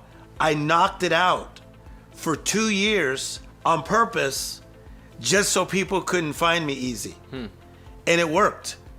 Because sometimes mystery is what people are looking for. Isn't that interesting? Now, do I believe in marketing? Yes. Do I believe in taking out ads? Yes. Okay. Do I believe in funnels if they're good? Yes. But I also believe in what Prince did as an artist. So you never saw like Prince as an artist marketing himself on Facebook or Instagram. He was mysterious. So Prince could say to people, I'm playing at 12 midnight on February 14th at the House of Blues. You'd see Madonna in the front row, Justin Timberlake. This is all true story. Gwen Stefani, biggest models, Stevie Wonder. Why? His value was so great, you'd show up at 12 midnight, boom, because it was Prince. So I think value is what's driven people, to me and to you. How did you get your first client? First client came from, this is an interesting one. I was in seminary, and a friend of mine asked me to speak at a ROTC group. I was a sophomore in seminary, and I was not a speaker yet. And so I said, I don't really know what to say. And he helped me with some notes, and I went. I was really funny. So they said, can you come back? And so I started going back, and so it was every Tuesday to speak to this group. It kind of shocked me when every time they'd give me an envelope, and it had a $50 check that said Tim's Story. Because I never did it for the money, but they gave me $50. So that was good when you're young, because then you can buy gas and, do your laundry. But then something happened to me where I got a break. As I got just a little bit older, I was speaking somewhere, and Reggie White was there. Reggie White was a famous football player for the Philadelphia Eagles at one time. And he was there, and he saw me, and he said, hey, man, I like you. He goes, I want to start booking you in chapels to motivate NFL players. I'm in my 20s. Reggie White, the Reggie White, starts booking Tim's Story in all these chapels. Now, this is how the life coaching started. This is so cool. See, some things in life you decide, other things you discover, okay? So when I would speak at these chapels, when I'd get done, guys would come up and go, hey, man, can I get your phone number? I'd like to hook up with you. So some of the biggest stars in the NFL, I'm in my 20s, started asking me for my number. I started coaching before I realized I was coaching. Isn't that cool? They started paying me before I realized that I was in the business of coaching. So I think that it was one of those things, because I love the Bible. A man's gift makes room for him and brings him before great men. But let's go back to standard approaches of marketing, because as you said, I'm a bit of a Forrest Gump, okay? I do believe in the way a lot of my buddies market. Like a Grant Cardone, he needed to fill up a stadium in Miami. He had billboards, he had marketing, he had cross promotion. Even I had a commercial for him. So a lot of people, cross promoted because we love him. And so, he had like about 35,000 people. And you got to market at times.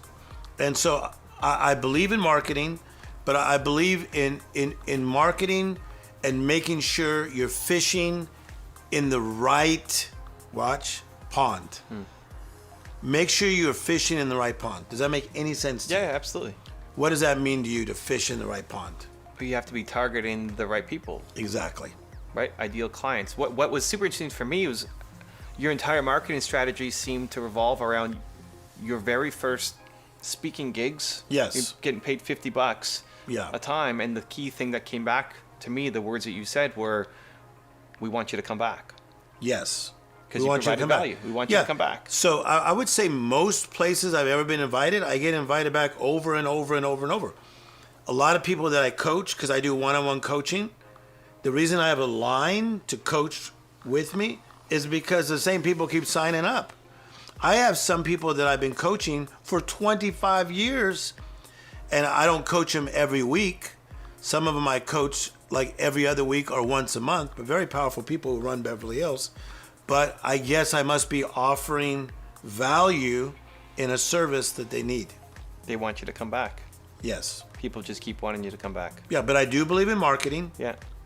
But strategic marketing and understanding who your client is.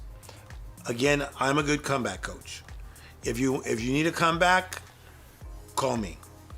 So if I'm a life coach, I want to build my brand, I want to get new clients. I don't necessarily want to sell at a stadium of 35,000 people, right? Fishing in the right pond. That's not my pond if I'm a life coach. Yeah. how do you recommend I go about starting to market my services? I think one thing is to do things for free for a period of time. A lot of people don't like this, but I really do believe in giveaways. Do you know that several writers that have had best-selling books, they never went out to have a best-selling book. They wrote a book, created like an ebook, and sent it to like 20 friends. Just as here, I want to bless you. The friends saw it and went, holy schmoly, guacamole. I can name a few, but I'm not going to. Same thing with coaching. If you're working on your brand, coach a few people for free. And then they'll be the happy ones, and then they'll tell a friend, and so on, and so on, and so on. Word of mouth is super, super powerful. Most of the celebrities I have, which I life coach right around 300 celebrities, and people say, how do you do all of them? I don't do them all at once. It's word of mouth. They didn't necessarily see me on Oprah or Steve Harvey or something. It's usually word of mouth. How many people could you take on at once? I have a lot, but I have a lot of energy. We know that. But I got a lot. What's the upper first for a life coach watching? Yes. What's a higher end number of people that you think somebody should be able to manage at once? If somebody is coaching in one day, I think 5 clients a day is enough at 1 hour. Right. Because I think you should coach. There needs to be a small break. You should coach. Needs to be a small break. You definitely need to, as we talked about earlier, you need to turn the page for a second. Right. And so I know coaches that like coach 8 hours straight, 8 clients. Man, you almost need somebody to like shovel you off and take you to the next destination. It can be exhausting. Especially with what you're dealing with. Yeah, I mean, I'm dealing with some heavy duty stuff that can really change somebody's life. Like, you know some people I coach. I mean, I've been with like some of the most famous celebrities in the world, and the next day they're gonna go on national TV and talk about a huge dilemma. Right. I mean, I can name 2 guys like that right now. When I say guys, it could be one could be a man, one could be a woman. But I better like be fresh. 8 hours of coaching straight is not gonna make me fresh. Got it. And how important do you think the branding of you being the comeback guy has been to your success? Changed my life. Okay. Changed my life. And you want to know how that happened? Yeah. So I was playing golf with a sports agent Okay. and another friend who's a producer. And I missed a putt. I'm a golfer. I'm going to Palm Springs to golf. I'm leaving tonight. So I missed a putt, and the guy goes like this, you had a setback. It's the truth, because we were playing competitive. And I go, I did, but I'm not going to take a step back. And I said, in fact, I'm not going to sit in my setback. I'm not going to settle in my setback. And I'm not going to cement myself in my setback. And then the guy goes, have you ever said that before? I go, no. I said, in fact, when I'm feeling the sting of my setback, life is about to give me my comeback. And the guy goes, oh my God, you're on fire. He goes, write it down. That's how I started the comeback teaching. This was in the late 80s. And I went and I started writing it down on my little scorecard. And so we had like 5 more holes to go. I literally wrote all 12 chapter titles while I was on the freaking changed my life. Wow. That statement changed my life. Could you imagine being like on Super Soul Sunday with Oprah, right?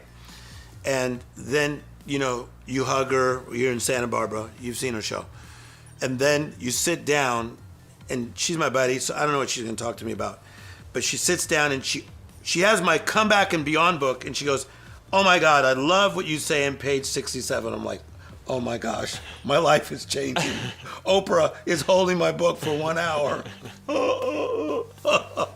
It all started on the golf course. You got to hang around that buddy of yours from the golf course more often. Exactly. So marketing for you is important. Marketing for me is important. Marketing for me now is for me to keep being Tim Story. Love it. To go through airports and still be the guy that's high-fiving people, loving people, wherever I am, still being that guy. That's marketing, because it's word of mouth. It's like, hey, he came from here, but now he lives this way, but he's still cool. That's marketing. This episode is number 9 on how to price your services. What advice do you have for us, Tim? Man, this is a good one. Pricing. Okay, so if I go to Kohl's, Target, or Walmart, Okay. I can get a t-shirt at a good price, right? If I go to Dolce & Gabbana, if I go to Armani, it's going to be a little pricier, right? Mm-hmm. And the interesting thing about it, the more I'm learning about clothing, is that the quality may just be a little bit different. So you're basically paying for the brand. You're paying for the name. And so I find with pricing that you should really take your time before you go to those high prices. I find so many new coaches, okay? They see coaches like myself or others that have been around for a long time. I've been doing it over 20 years, right? And then they try to hit the pricing that we're at, and they get frustrated. I think first you have to prove your value, okay? And by proving your value, by somebody's life being changed, they're making better decisions, they're having a better life, they're manifesting greater things, then what happens, they start to talk about your services, and then your pricing can then go up. So we talked in the last episode about doing work for free at the beginning, just to build your brand, build the marketing. Is it just trying to get as many people? You're just trying to touch as many people, get the practice in, get the reps in, get better, try to do as many as you can without burning out, and just to get word of mouth going, and then you start charging? Yeah, and I think that it's not even just as many, it's the quality. Okay, so let me life coach you. So let's say if you were if you were a new life coach, okay? So you come to Tim's story, and I say, okay, what's your background? You say, well, I went to USC, and I have a psychology degree. I go, oh, that's good. So we could use that in your curriculum. So first you have to form a curriculum. So you create your own curriculum, maybe borrow from others, but make sure you let people know you're borrowing from other people. So I say to you, do you have any clients? No. All right, so let's advertise free life coaching, but we're only going to do this for 3 months. Okay? So let's take on like 8 clients a week for absolutely free. Keep your day job. Don't just go full-time coaching. Keep your day job. It's very smart. Coach for free. Then you say to these people you're coaching for free, if this has been beneficial to you, I'm now starting to charge to coach. This is my fee. I guarantee you, because I know this because I do this, many of the people, not all, but many of the people are going to stay on with you because now you've hooked them because you're good at what you do. So one way is, now I'm a paid service, okay? I've been doing this just because I'm growing in this, but I'm adding value to your life. So now we're charging. The second thing is, if I've added value to your life, can you think of 2 people that you can tell about my services? So I'm going to send you a text or an email that you could forward. That's how people start building, okay? It's very similar to speakers. I say this to speakers. If you go speak at a seminar and the people like you, like let's say if you go speak for Nike and the guy at Nike goes, oh my God, you're the best I've ever had. Okay, since you think I'm the best, you have a lot of friends in the space of leadership. If you could think of 2 friends, if you could send my information, that would really help. That's another way to market and get your brand out there. I love it. For structure, how often do you think somebody needs to be life coached? Yes. Is it a weekly thing, a monthly thing? Well, here's the deal. So one of the popular things is bundles. Mm-hmm. So, and I do believe in bundles, but you got to make sure you have a curriculum that people want to buy a bundle of that curriculum. Right. So I'm not a one-off life coach. So we have bundles of like 5 coaching sessions with Tim Story. But you have to understand, I have 60 different lessons that I've created with 3 psychologists, remember, and 1 psychiatrist. So I got 60 different lessons, and they're fantastic, that you got to fill out paperwork and everything. So I'm taking you somewhere. So that bundle of 5, that's just the beginning. Most people then get hooked because by session 3 or 4, I'm already talking to them about session 6, 7, and 8 and where I'm going to take you. So some people do one-offs. I like bundles better because bundles is like Harry Potter, the beginning, Harry Potter 2, Harry Potter 3, Harry Potter 27. So when you're figuring out the pricing, but then also in thinking about how often somebody needs to come back, so a bundle of 5 for your client to get the result. You want them to come back because they're getting results, they found value in what you're giving them. What is a frequency that actually makes sense? Like if somebody's being life coached once a month, is that enough to get results? Depends on the goal. Okay, so you have different areas of your life, as you know. I'm just going to tell you what you know. Physical, mental, spiritual, social life. You have a social life. You have a job, okay? You have a family. So there's different areas of your life. So I might be really coaching somebody in the job part of his life. This is a lot of what I do.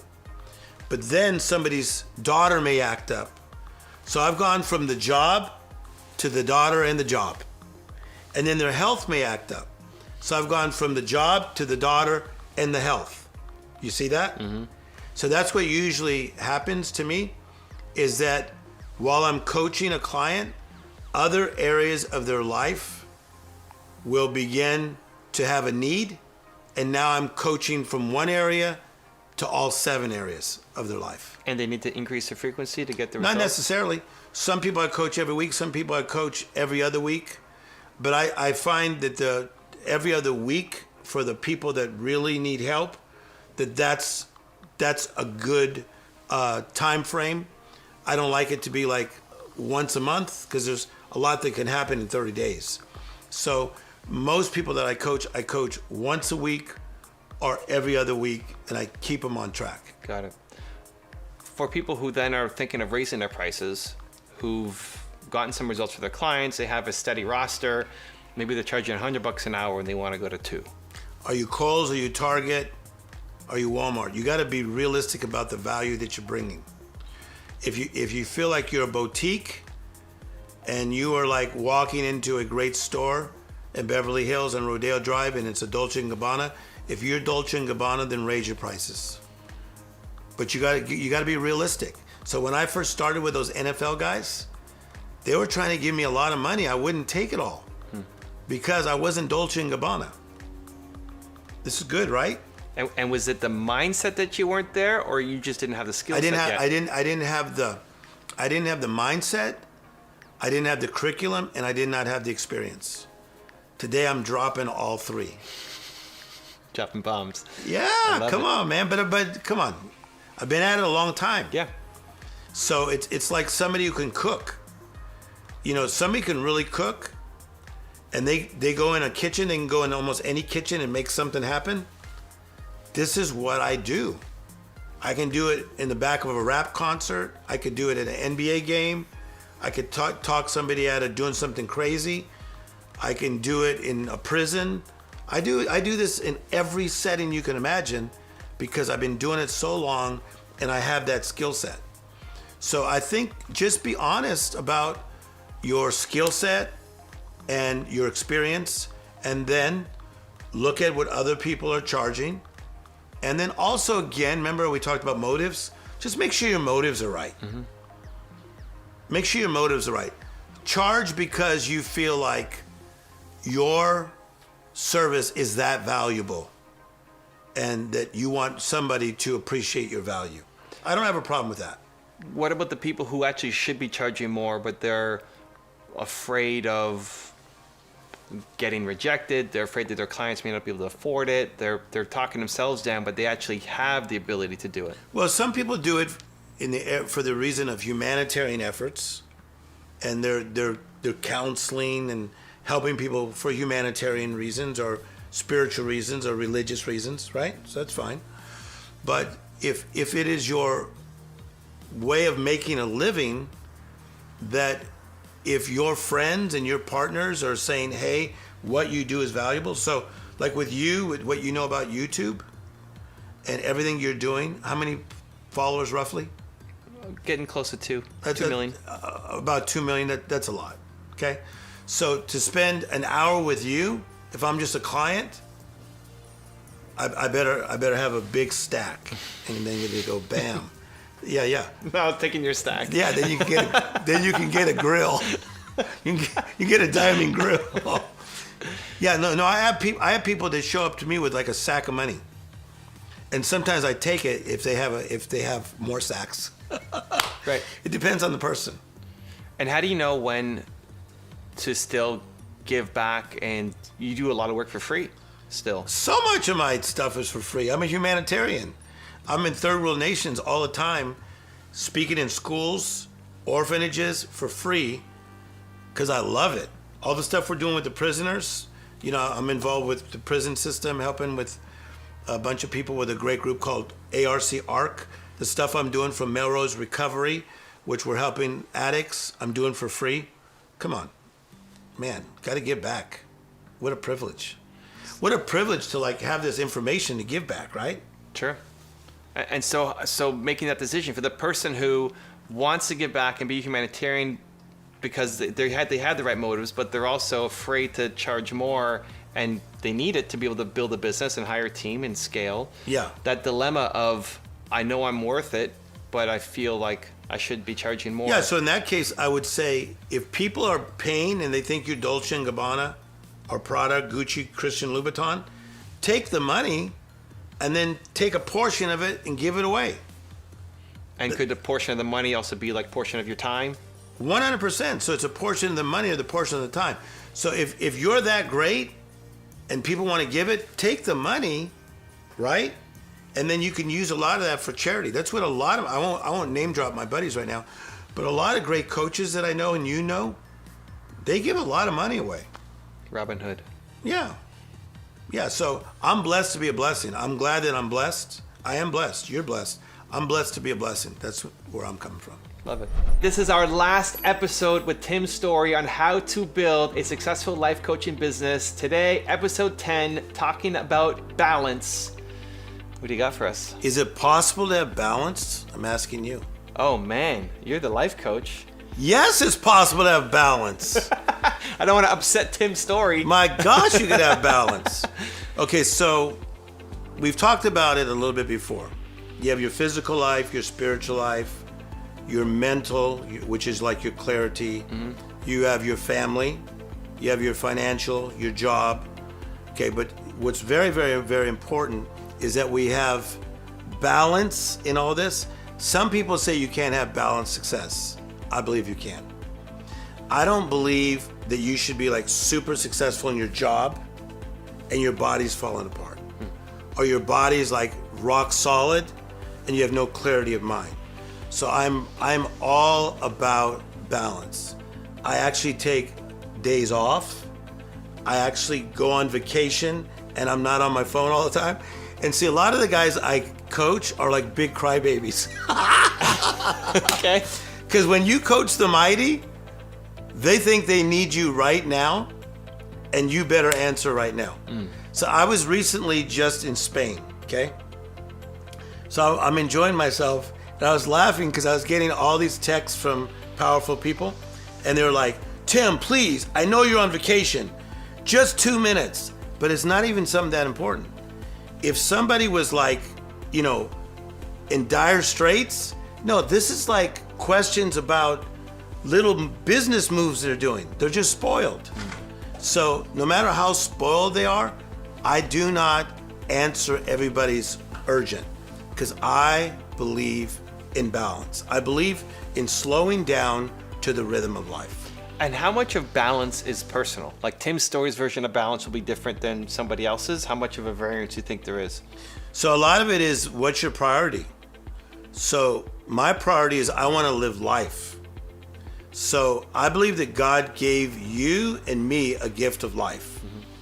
The Greek word for life is Zoe, as you know, which is a God kind of life, with a skip in your step and a glide in your stride. Little Timmy's story with my big afro as a kid, I was alive. Me in my mid-50s, look at me, I'm still alive. I am alive. I can still dance. I sing, even though I'm not a good singer. Are you with me? I'll do karaoke on occasion. I love movies. I love documentaries. I like cracking up with my friends' kids. I'm as alive as I was when I was 10 years of age. So I choose life. So that is my priority, to live. My priority is not just success, getting to the next place. I'm living. Out of my living, I am successful. Out of my living, I am prosperous. Out of my living, I'm a good father, etc., etc., etc. So what's the process for you of helping somebody find what balance looks like to them? Because I think there's a tendency to look at somebody's life on Instagram or on YouTube and they see one side and you want that from this person, and then you judge yourself against what time they wake up. Yeah. And like, well, they're waking up at 4 and then hustling and grinding at work, so I should do that too, even though it may not be the best fit for you. Yeah. And then you feel insecure that you're not able to keep up with that person and that thing and this person and this thing, and then just you feel worse about yourself. I think a lot of it is a personality type. Okay. So I am an artist. Okay. So I can actually write songs. I can draw, I can paint, I design jewelry. I play around with designing clothes. I write plays, I write movies, I create TV shows. So I'm an artist. All my speeches I create myself. So many Tim Storyism one-liners, I created them all. And so I'm an artist. So I'm not the guy that is on purpose gonna say, I'm gonna beat the sun up. I don't have like that military background of, I'm gonna beat the sun up. Right. The reason I wake up at 5 in the morning is just, that's the time I wake up. So since I'm up, then I meditate, I pray, I study, okay? Psalms, Proverbs, Ecclesiastes. I fill my spirit, okay? I get ready and I go to the gym. So I'm in the gym at about 6:15. I'm in there from 6:15 to about 7:30. I shower and I'm already coaching at about 8:30. So I'm already flowing. So if that's on my grind, so that's on my artistic grind. And do you keep that up when you're traveling? You're about to head off to play some golf, Palm Springs. Yes, I will wake up early on accident, and I will do similar things. So the reason that I exercise about 6 days a week is because I used to wake up, I'd feel depressed. And as much energy as I have, I was talking to Smokey Robinson about this, because Smokey's like my brother. And he says, man, Tim, this used to happen to me. Because you go from the high of performing to all of a sudden this down, you come down. Does that make sense to you? Yeah, for sure. So I'd wake up, and I'm Mr. Optimistic, I wake up depressed. And he goes, Tim, the thing that helped me is, man, you got to exercise. So I hit that treadmill. I exercise 6 out of 7 days, and it just makes me feel so much better. And it's cardio over. I have a trainer, and I do free weights, but I do lighter weights just to stay toned, and then I do a lot of cardio, but that really helps my headspace. Yeah. If you look at most of America, I don't think most people would self-identify as living a balanced life. Yes, I'm in a balance, and I may have to turn down sometimes thousands and thousands and thousands of dollars to like go to my son's baseball game when he was smaller, or go to my daughter's ballet performance, whatever. How much of that is scheduling and just knowing, hey, I need to spend this amount of time, or I need to make sure I'm at that baseball game, or I need to make sure that I'm spending time morning doing my prayer, versus feeling, you know what, like I'm feeling a little overwhelmed right now. Yeah. In the moment, I need to take an hour to myself and just relax. So it's a little both. Okay. So sometimes your body and your mind and your psyche is telling you you need to rest. And sometimes it's just the discipline of it. Okay? Like for instance, I live by my mother. My mother is 87 years of age. So she raised me. When my father died when I was 10, she had to raise, all her kids, 5 children, working at a donut shop. So, my older sister, she was married, so she had 4 at home, but, she had 5 kids still to raise. So that's my mother. So I used to always be in Beverly Hills. That's where I lived. That's where I did all my stuff. And I purposely came and rented a house in Orange County, where you are right this second. And we turned this like into a studio / office, just to be close to my mother. And all my friends go like, whoa, how come you're not just over there? I am over there, but I'm also over here because my mother lives down the street. So that's balance. So I'm around my mother a lot. I'm in my 50s and I hang out with my mother sometimes. It's my mother. That's balance. But you're losing money. That's my mother. So I don't really think I'm losing money. So what's important? Do donuts mean anything to you now? Huh? Do donuts mean anything to you now? I love donuts still. So about once every 2 weeks, I still sneak into a donut shop. But I'm so good with donuts because I've been around donuts since I was a child, because she ran donut shops. I could take a bite of it and I could tell how good the baker is. And I could tell what kind of flour they're using. Wow. That's how good I am with donuts. What's your favorite donut? So I love Krispy Kreme. Wow. Because they just do them right. Just the original. The original, they got them down. And when the hot sign is on, I may make a U-turn and go there. But I believe in balance. Balance has made me good at what I do. So it's a funny thing. I was going to speak at this big conference, and I was behind the scenes, and I was playing with this guy's kids, and his kids were joking with me because I'd known him forever. And the guy that invited me literally came up and he goes, hey, Tim Story, are you okay? I go, yeah, what do you mean? He goes, you're going to be up in like 4 minutes. And I go, yeah, I'm mic'd. And he goes, are you okay though? I go, yeah, what do you mean? He goes, I've seen you on stage before and you're all hyped up. Don't you need to hype yourself up? I go, no, don't worry, you'll see. Because so many speakers, like if they speak to a big crowd, they're like pacing. Oh, right. Have you ever seen that? Yeah. Not me. No, dude. I'm like right here. I'm in the moment.